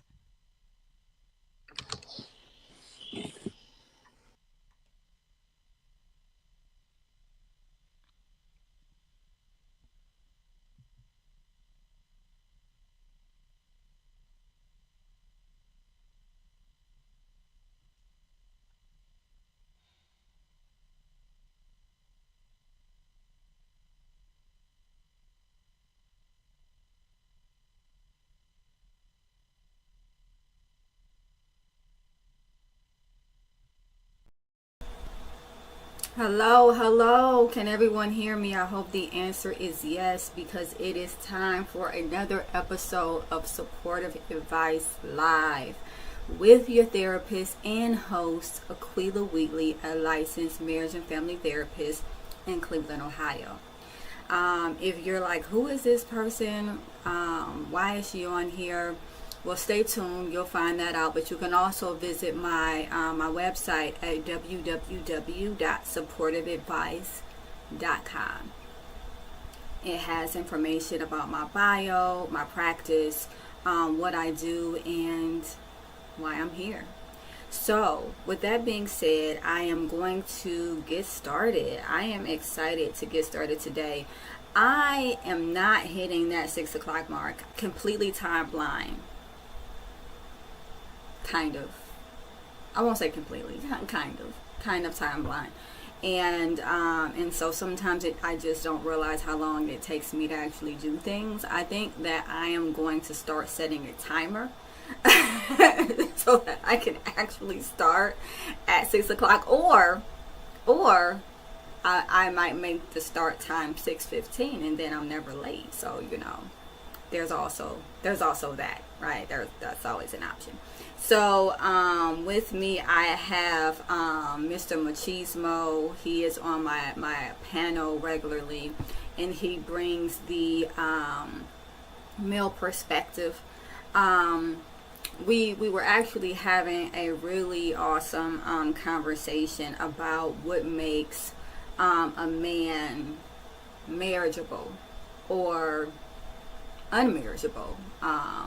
And if anyone is wondering what that means, it's just the qualifications of whether or not an individual is eligible to be a viable spouse. And some of the characteristics that we talked about were finances and finances, stability, emotional awareness and intelligence, and I think those were the main three that we touched on. I actually submitted to do a study, which I'm pretty excited about, on the correlation between hyper independence and African American unmarried women and the absentee father, as well as the current perception of meritability among eligible candidates. So We'll see how that goes, and hopefully that goes well. Seeing as though I just submitted a 9 to 10 page premise on this, I don't know if I really feel like talking about it anymore. So just in case, I did pull up Reddit, and so I do have am I the asshole, and we can determine who is the asshole today. If you are watching on TikTok, I thank you. Please chime in and let me know who you think is the asshole. Also, get those likes up. If you're gonna watch, at least hit the screen. Put yourself to action. Give your fingers some exercise. And if you're watching via Facebook or what's the other one? YouTube. Comment. Let me know. Even if you're watching the replay, who's that? Who's the asshole? And why? Give a reason. Give a reason as to why. And then I will bring forth a therapeutic perspective, and we can see where we go from there. Also, I want to let you all know that I have a QR code for those that are watching via Facebook or YouTube. There is a scannable QR code that takes you directly to call in, and so if you want to be heard live, scan that code. It'll put you in our room. You can become one of our callers, and then you can hear yourself live and then replay yourself as much as you want, if you want, right? So, Dante, talk to me. Where you at? Mr. Machismo, where you at? I am right here. How are you, sir? Thank you for joining us today and being a faithful panel member. I appreciate you. Oh, cool. I came for the Reddit, I think. Did you? All right. That was kind of interesting. All right. So there's some crazy scenarios that you kind of hear about that you may not normally. So it's kind of enlightening. It just opens your perspective. Like, these things happen. Yes, these things do happen, and it's really interesting because these happen in a publicized way. Right, so there are things that I just absolutely cannot talk about that, as it relates to my clients, just due to client confidentiality, HIPAA, and all of that stuff. But this stuff here, it's fair game. It's like right there, it's open. It's so juicy. Did you say juicy?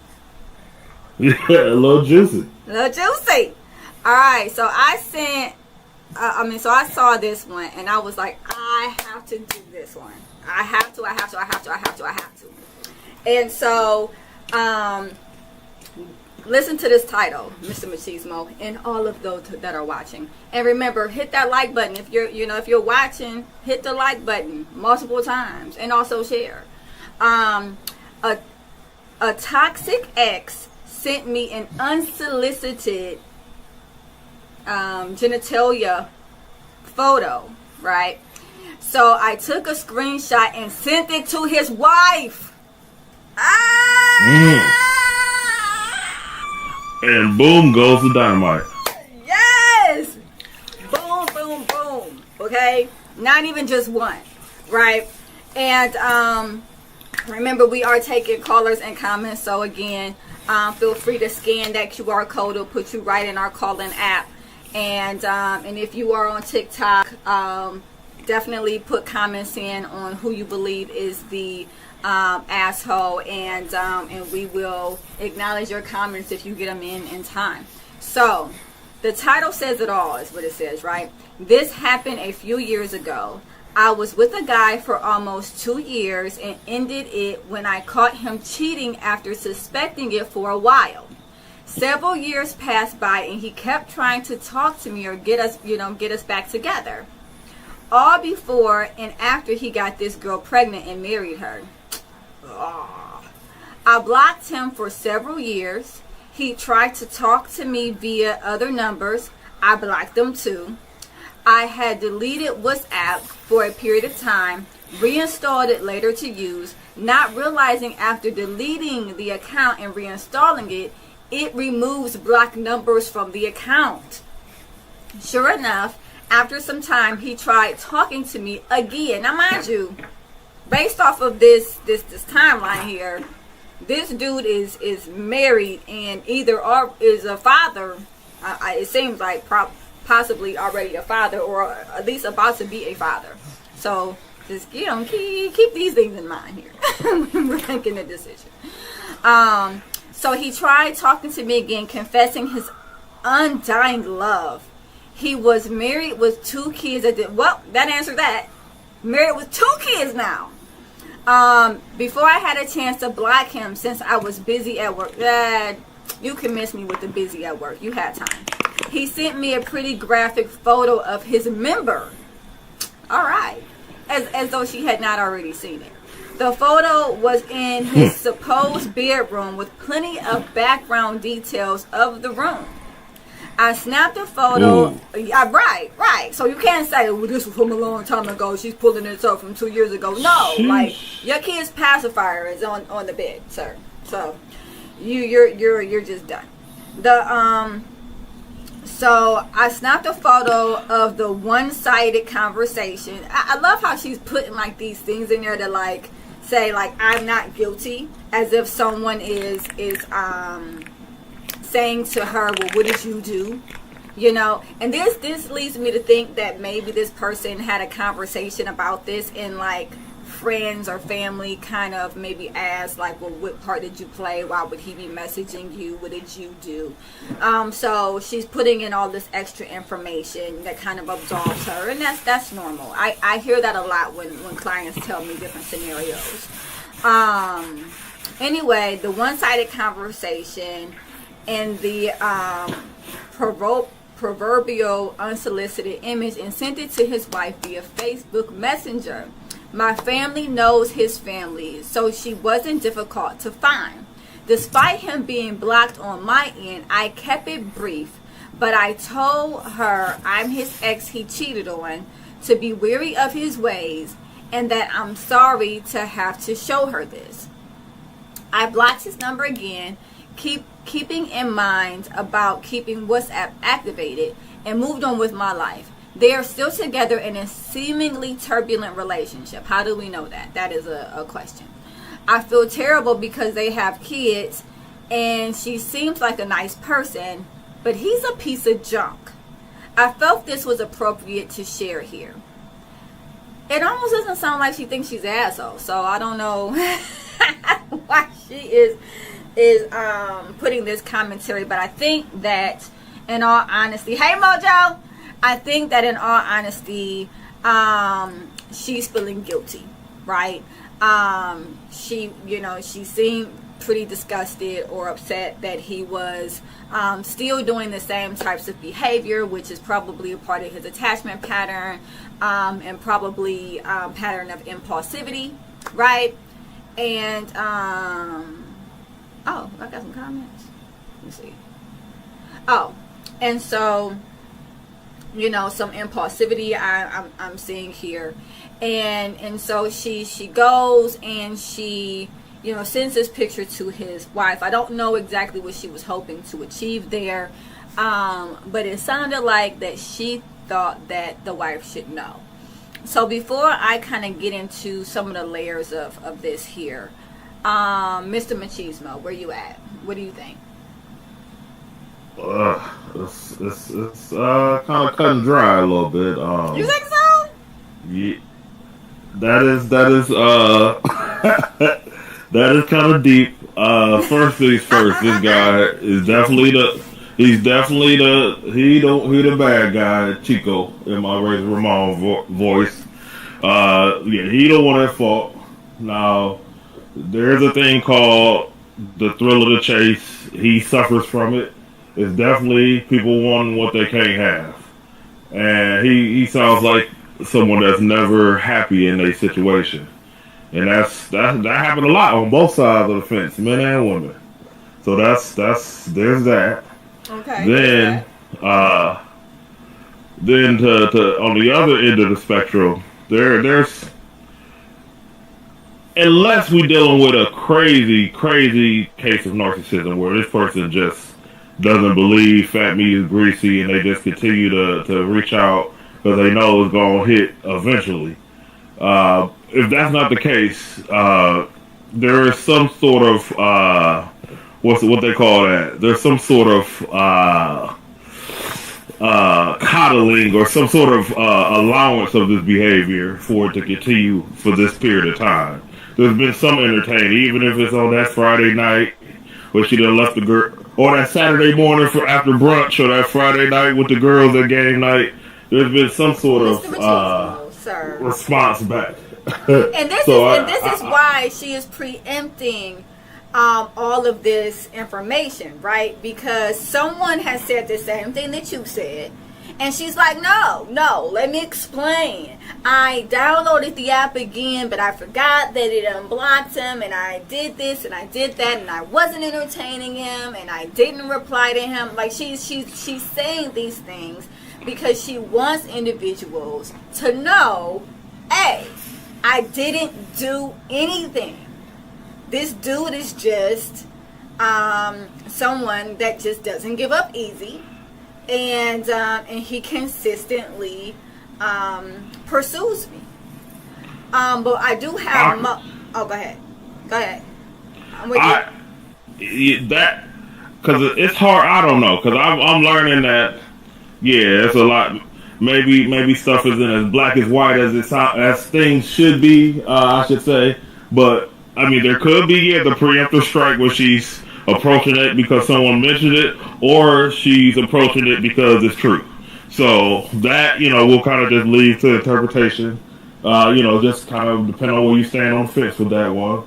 So a lot of times. Let me unwrap that a little bit. You mean like when because what I'm getting from that is an example of how like people tell on themselves.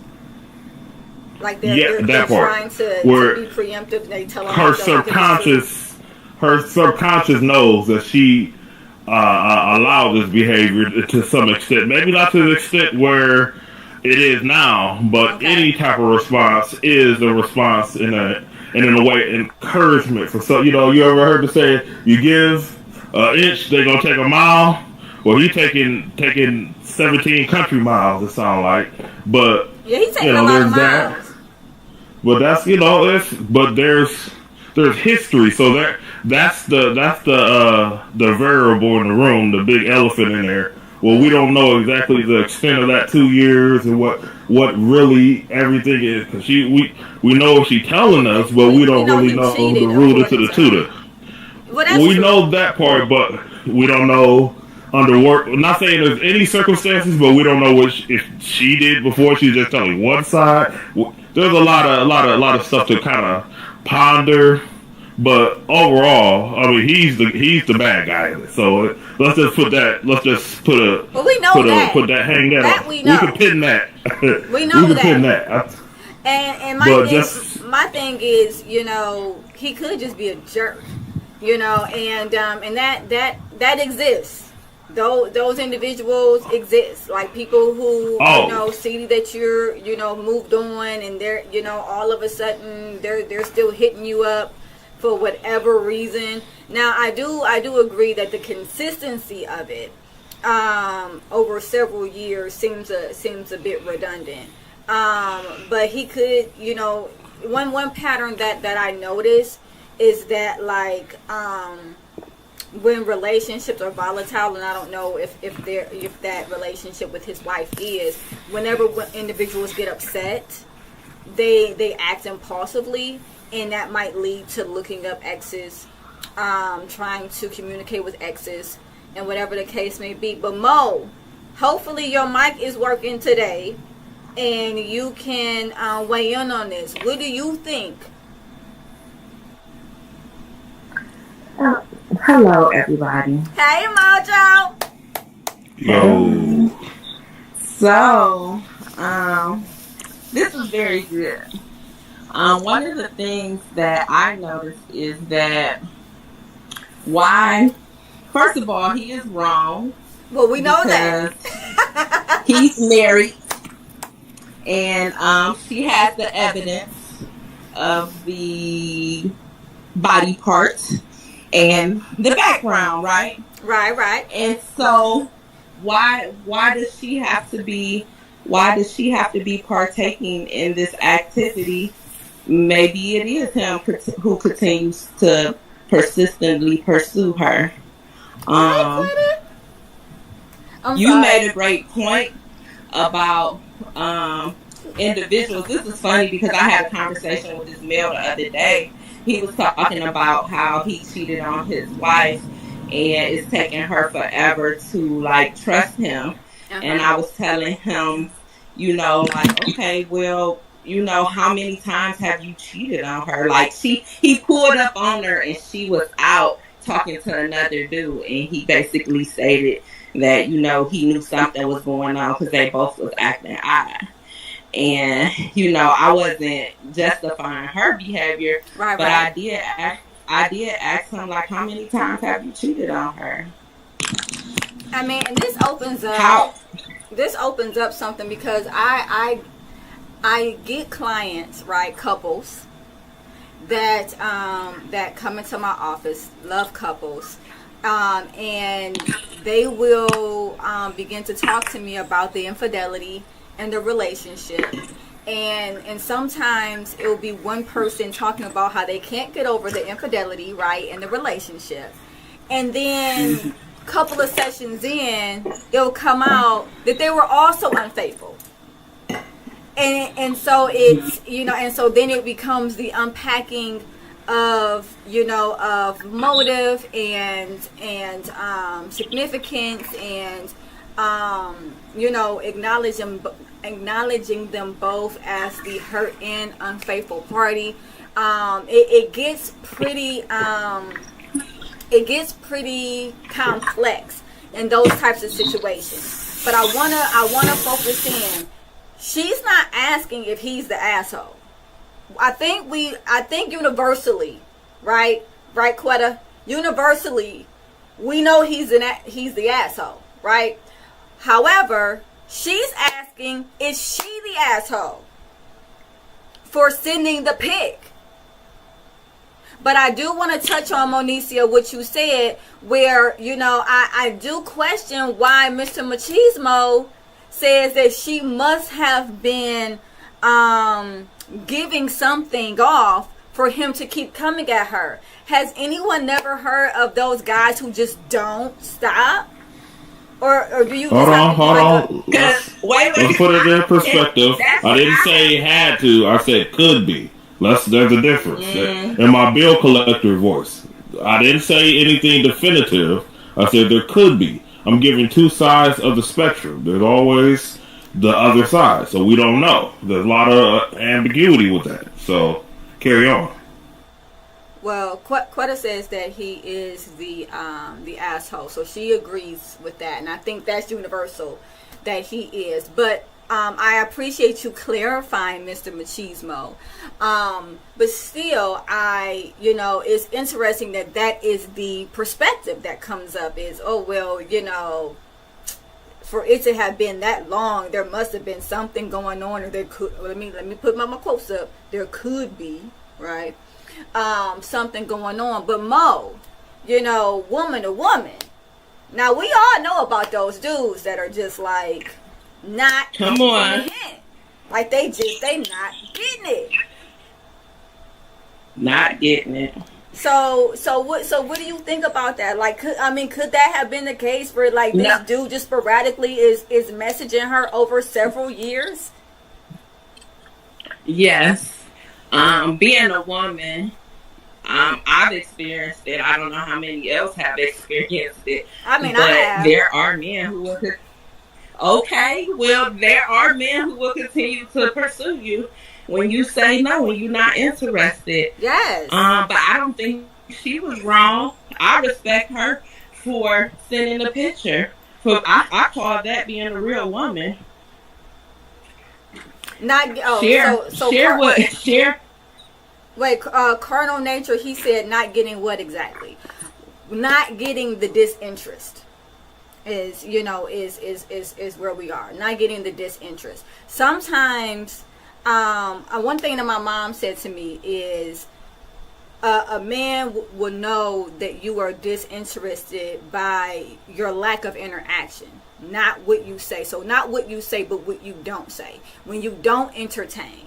But sometimes, I mean, in all honesty, when you don't entertain, for whatever reason, it still leaves this weird door open where like a guy will continue to pursue you because you just have not actively acknowledged them. Could that be the case? Oh, wait. Oftentimes people play hard to get because they do not want someone who gives up easy. Well, in this, okay. So I'm going to acknowledge that. As a woman, there is that possibility of, wanting a man to pursue. But if I've already been with you and we've been in a relationship for 2 years and you cheated on me and I broke up with you and I blocked you on everything, at that point, there's really not much of a misunderstanding. It's just you caring more about what you want than what I want, which was probably what was going on in the relationship to begin with. What you think, Dante? Mr. Machismo, where you at? It's a lot to unpack. It's getting thick in here, ain't it? Regular temperature. But it's I don't know, man. That's one of those KYP type of situations, as most situations are, where we don't know this woman and we don't know this man. So to get perspective, we are on a podcast per se, so both sides and all sides are needed to kind of give an idea of what could be, because we're not talking in definites. There's no definitive answer to this.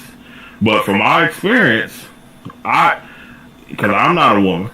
No, you're but not. I have had, there has been women over the years, from childhood to now, where there has been pursuit that was unwarranted, and I no answer is an answer. I do believe that, yes. But there are some people that do not understand that concept, and right. that is definitely a fact. But I would lean, if I was to guess, or if this was, you whoever, if you pick this side, you win $50, you pick this side, you got to give 20 or some sort of random, I don't know, I'm just coming up with scenarios. I would lean towards there was some sort of interaction, but I don't know. My gut tells me that. But once again, I don't know, it's all speculation. So with that, I want to, Cardinal is right. So, but I appreciate your commentary, and I'm going to read it. So, Cardinal says, and Mr. Machismo, I want you to weigh in on this, as our male perspective. How are men supposed to interpret behaviors of women who cannot even keep their own positions clear on anything? We are our only real frame of reference, though. Most women are chaotic and insecure or vain and narcissistic. Does that apply here, though? I'm really wondering, does that apply? Because in all honesty, now I don't know your personal experiences, Cardinal, because it sounds like maybe there's a little bit of that mixed into the comments.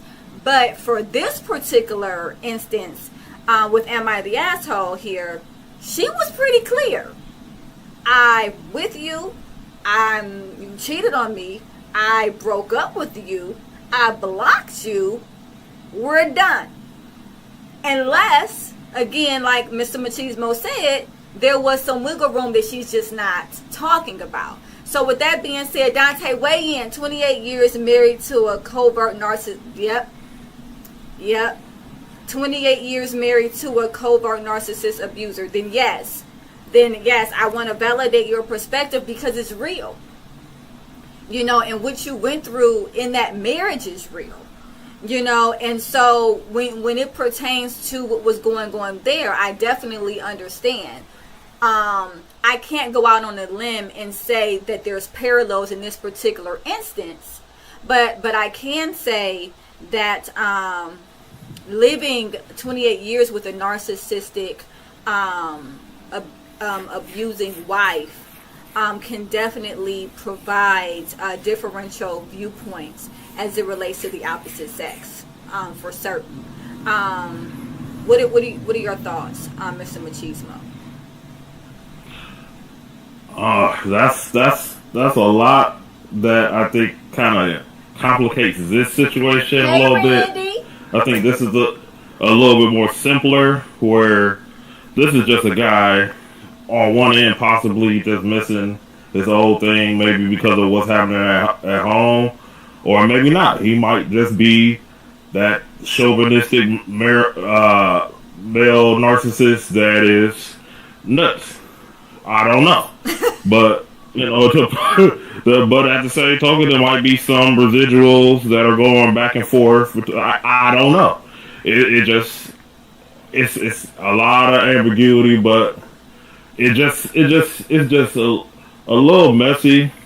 Now, it's a lot. Wait 1 second. I kind of wait 1 second. Like Mr. Machismo, Mr. Machismo, give me 1 second. Go ahead. Randy, I just want to catch everybody up on TikTok, because we do have people commenting on TikTok. We are talking about Reddit, Am I the Asshole? And right now there is the specific topic, well, there's multiple topics that are floating around here. But the title of the Am I the Asshole is A Toxic Ex Sent Me an Unsolicited Genitalia picture. So I took a screenshot and sent it to his wife. Am I the asshole? And so we are discussing that. But also we do have some callers that are in call-in, right? And we're acknowledging those comments as well. For instance, we have Carnal Nature. And he says, men have no control over how a woman interprets his actions. If they manifest pain in words, they expect men to stop using those words regardless of what the words actually say. If I was the problem, for example, she would be doing better without me, right? So it sounds like we're dealing with threat situations here, because I'm hearing some hurt. I'm hearing that there was some possible gaslighting going on in your situation, Carnal. And also hearing, I'm sorry, is the audio scrambling for everybody, or is it just Carnal? You're working up a little bit. Okay, wait a minute. Is this better?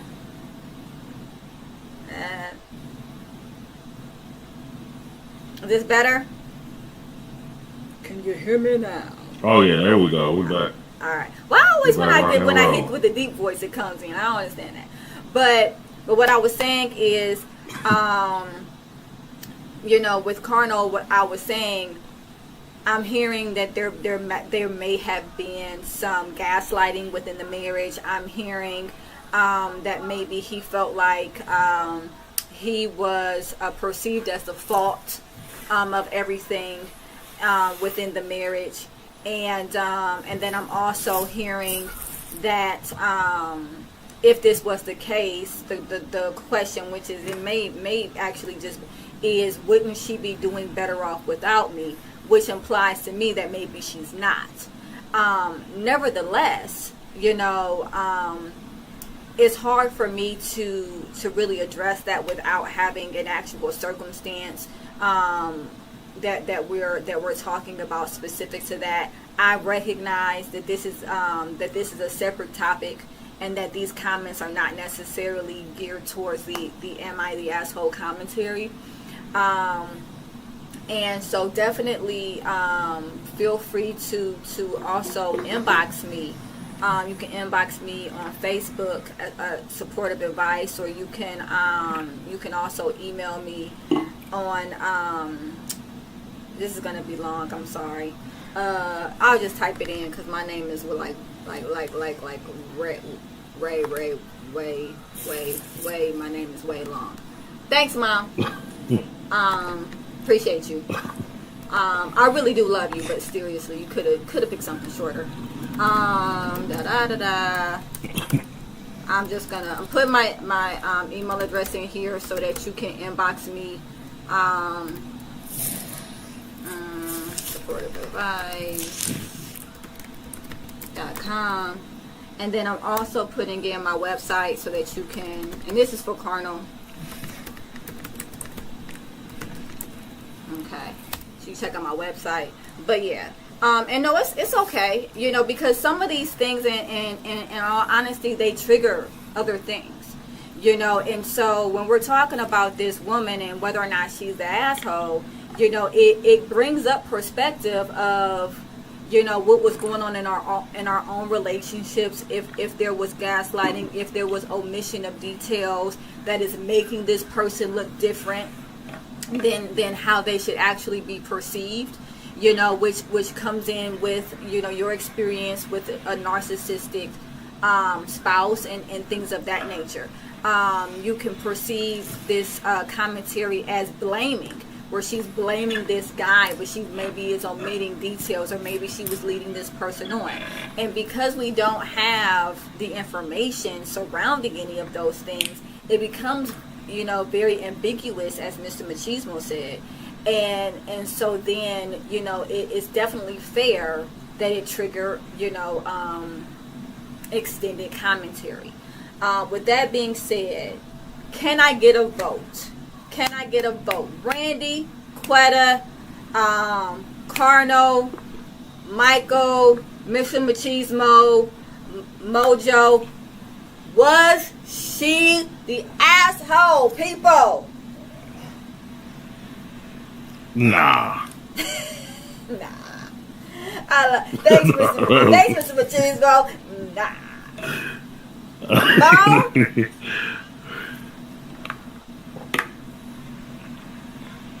Mo, where you go? Help me out. No, I said no, she's not. I think, like I said, I think she should tell the truth. Show the evidence. Thank you, ma'am. I know that's right. Say it.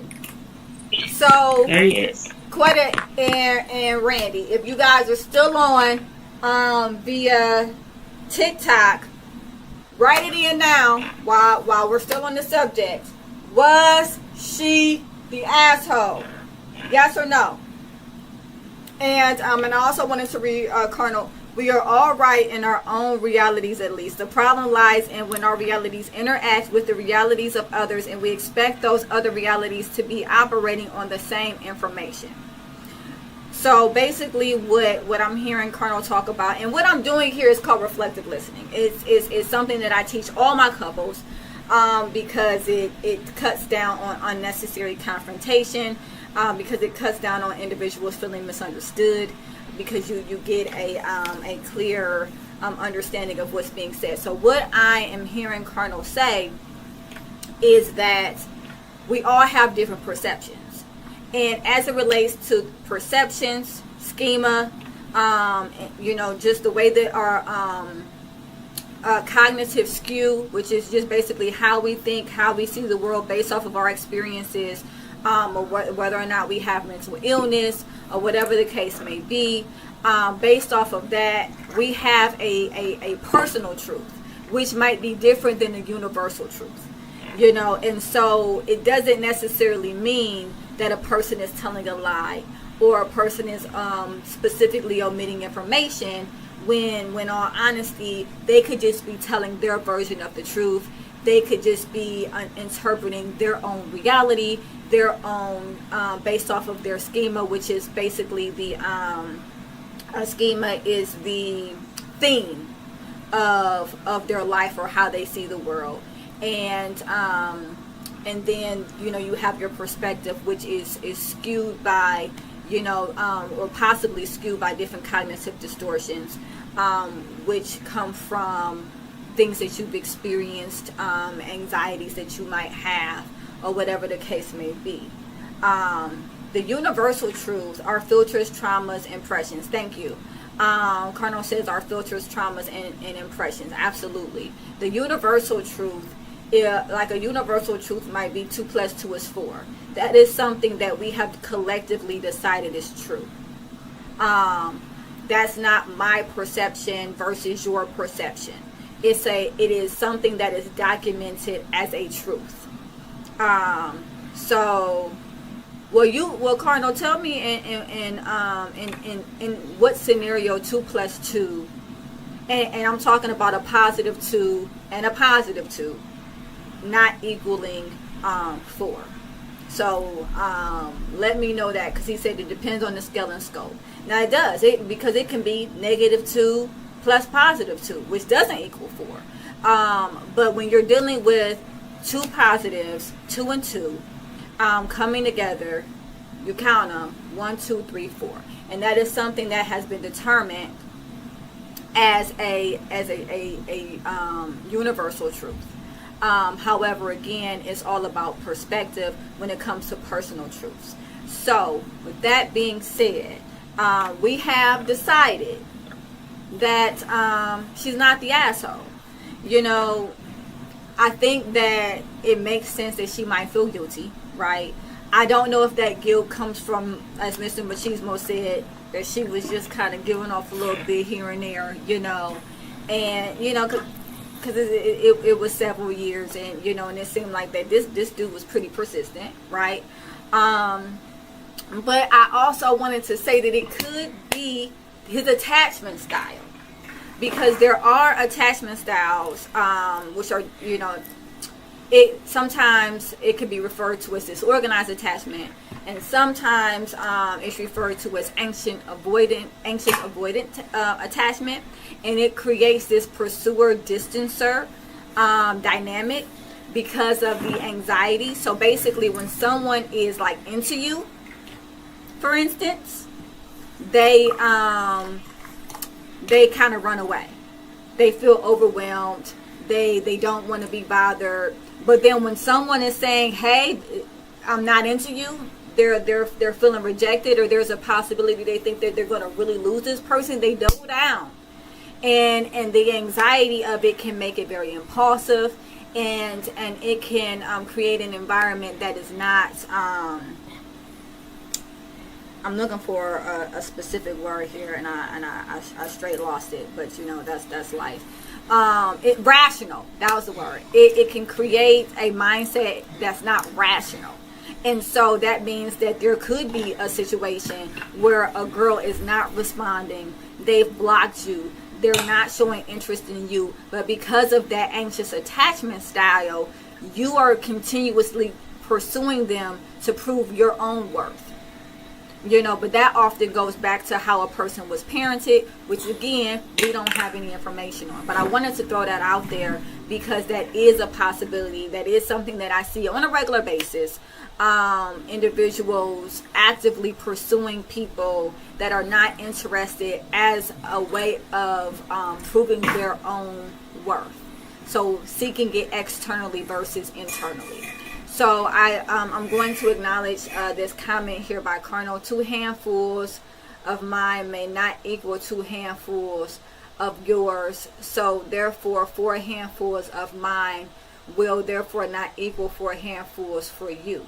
Now that is a great perspective.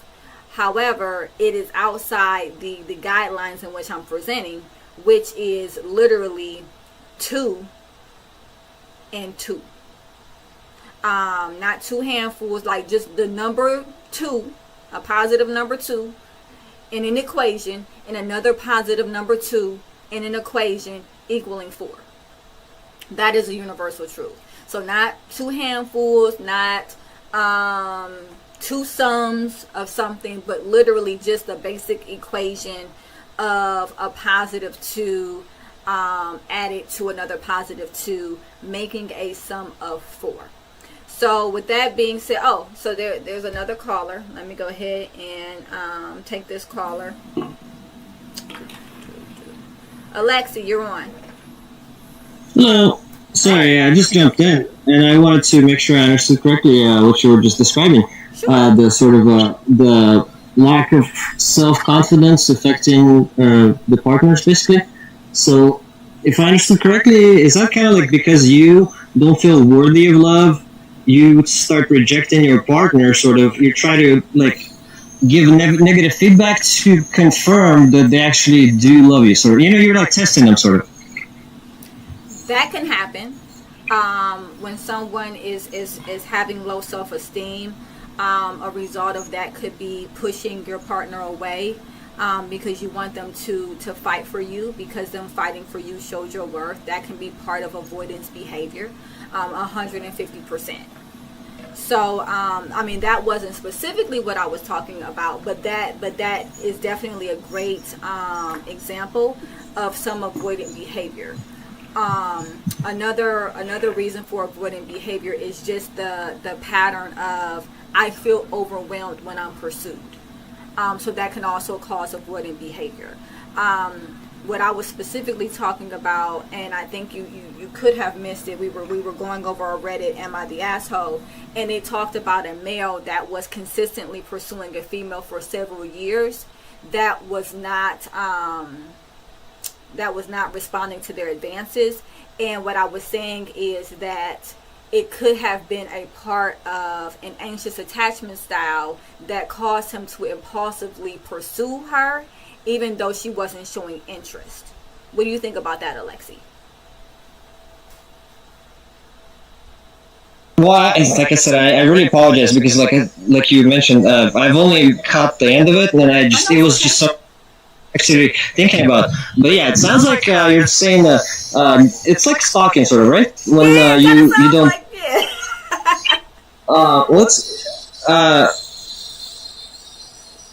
I think maybe it has something to do. Like, did she show any affection for him initially? They were together. So at one point. Oh well, yeah. Then obviously it's because when they got together, he started building a relationship. He saw that there was a connection, and then. But then they broke during up. the relationship, his self-confidence fell down to such extent that he, basically when they stopped dating, he had the impression, like subconsciously, that no one else would take him, but because she has previously done it, he's trying to get that back, but he can't move on because he thinks no one else will even, consider the option. Now, would that be some sort of part of the mechanism? What you just said is a very important factor. It's a very important factor because they were in a relationship, and when they were in a relationship, he cheated on her, which can be a way to distance yourself from your partner, which goes along with avoidant attachment style. However, after they broke up, he did continue to pursue her. Now, here's where it gets tricky, Alexi. He's married with 2 kids, and he continues to pursue. Oh, so the lady, so the family, you mean the wife and 2 kids, that's separate, right? Yeah. So this is basically his mistress. This is his mistress that he's pursuing right now, right? No, this was a girlfriend that he had previous to getting married. Oh, okay. So they broke up. He got a family and 2 kids, and now he's pursuing the initial girl. Right. He got married. They broke up. He got married, right? Uh-huh. He had 2 kids with this woman that he's with, but he keeps on pursuing this ex that broke up with him years ago. Oh, well, yeah. Well, that's kind of simple. It's the same. Sorry, I didn't mean to say it's simple. Okay. To me, it has parallels with people when they're 50, 60, still listening to music they used to listen in high school. Oh, I like that. It's an attempt to return to your, young, youth, basically, because as people age, right, you start losing details of your past, and you kind of focus on significant events, and you try to remember it as, it's like grass used to be green or whatever kind of saying, whatever. Right. So what you're saying, and I do have some chats as well.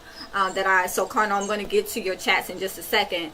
But what I'm hearing you say, Alexi, is that he may not be happy in his marriage or in his choices. And so he's trying to return back to a period where he was happy. Is that what you're saying? and in doing this, yeah, exactly. constantly pursuing her. Yeah, it's exactly. He's trying to return to the past that he idealizes. Like if there was like a lot of times actually when people get older and they watch like say videotapes of their like birthdays or something when they were really young, or like pictures, they can't even recognize it because in their head the simplified version of it, the idealized version of it, looked a lot better. And when they actually see documented, they're like, wow, I can't believe I was wearing that shirt or something, Right. Or I had so many pimples, so yeah, and obviously the marriage didn't work out. Well, so he's trying to return. He's still married to the person. He's still married. Yeah, he's still married. Well, okay. Well, yeah, I mean, I'm not a psychologist, but yeah, I mean, to me it sounds like, that's connected because, first of all, because it was a relationship, so it's a definite possibility because he experienced it before, right. In his mind, that's definitely a possibility. And because he idealizes the relationship after, some time. Absolutely. I'm with you there because we do tend to idealize relationships, and so he could have put her in a category of being like the one that got away, and so yeah, well, your first love is always special, right? Yeah, I'm gonna go with this. Well, I mean, because I think it's kind of like any kind of new experience you experience, the very first time it happens, all the ones after that, they never match up to it, you never get that. It's like drugs, you never get the same high you did the first time, whatever. So it's like, I like that analogy. That's a good analogy. Well, yeah, because I'm not sure what the terminology is. When you experience the same stimulation, it basically, the response to it decreases over time because you build like a resistance kind of. Yeah, you build a tolerance. Exactly, tolerance is what I'm trying to say. Yeah, exactly. So yeah, I think that's probably why the first love is always remembered also. But I mean, all the stuff like sorry, like this whole psychology is like really new to me. That's why it's very interesting to learn. Slightly off topic, just if you study about like Renaissance, kind of medieval ages, like a lot of scientists explored like all the different sciences, like chemistry, physics, painting.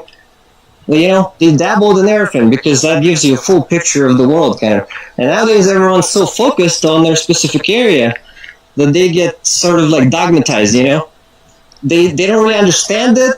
They learn the terms and they kind of perform the algorithm, instead of really understanding it. I can hear that, and I wanted to thank you so much for your perspective. Definitely keep listening, don't leave, and then we will come back to you after we take some comments from our speakers. So carnal nature, a lot of comments. Okay, and so let me go ahead.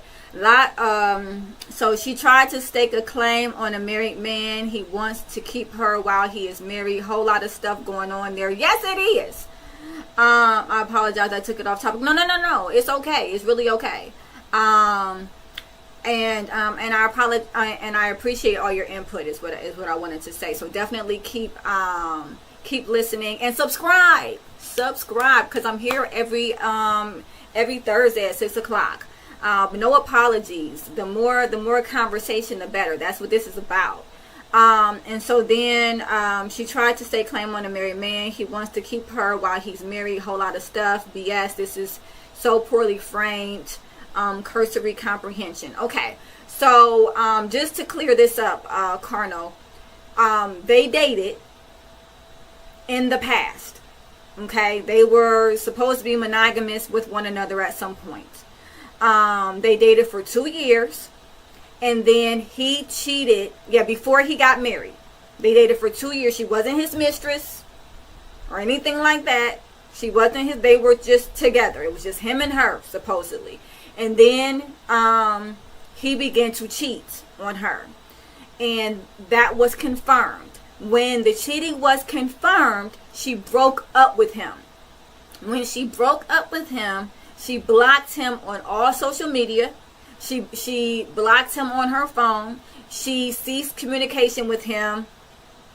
That is a good question, Cardinal. I don't know how it was confirmed. The Reddit just says that it was confirmed that he was cheating. So that's a good question. We don't know. Nevertheless, she blocked him on everything. She discontinued communication with him. And then apparently he started calling her from new numbers and texting her from new numbers, probably using some type of an app, I'm assuming, right? And so, and that goes back to Alexi when he said the whole stalking. That kind of mirrors for stalking, yeah. And so then she blocked all of those numbers as well. And so then she said she deleted something called WhatsApp. And then she reinstalled it. And when she reinstalled it, he reached out to her on WhatsApp. And that is where the male genitalia picture was sent to her. By this time, he was married with 2 kids. And so she found his wife on Facebook. And she says that the reason why she was able to find his wife is because her family and his family are friends in some kind of way, blah, blah, blah. It's irrelevant, I guess. And then she sent the picture to her. And so what we were trying to determine here is by sending that picture, is she the asshole? For the most part, we all said no. She's not. And then it says people can convince themselves of indiscretions in order to substantiate their own desire to cheat. Absolutely. And again, this sounds like this is coming from your perspective that was developed within your marriage, which absolutely makes sense. So yes, that is a possibility. I'm going to just take this person's word on it just because I don't have any evidence otherwise. And if he was pursuing her while he's married with 2 kids, that shows a pattern of infidelity. So I mean, it's not far-fetched that he may have cheated on her, because a lot of times infidelity is in patterns. But I do want to give my speakers a chance to comment on Alexi and what he said, as well as what Carnal is saying, and just kind of get Mr. Machismo and Mojo's perspective of this while I drink some water.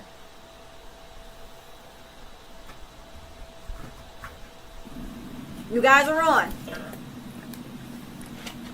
Oh yeah, I'm glad I got my coffee because it was a lot going on. But yeah, definitely I like the I like the perspectives because it kind of shines the light on the possibilities. Because I mean, with all of this, we don't know anything for sure. We're just going off of what's reported on this article or description for this title or the who's the bad guy basically type of scenario. So and I like the description how my man was talking about. I think Alexi was talking about I can't believe I used to wear that shirt, or man, I even had them pimples there. I like that because it's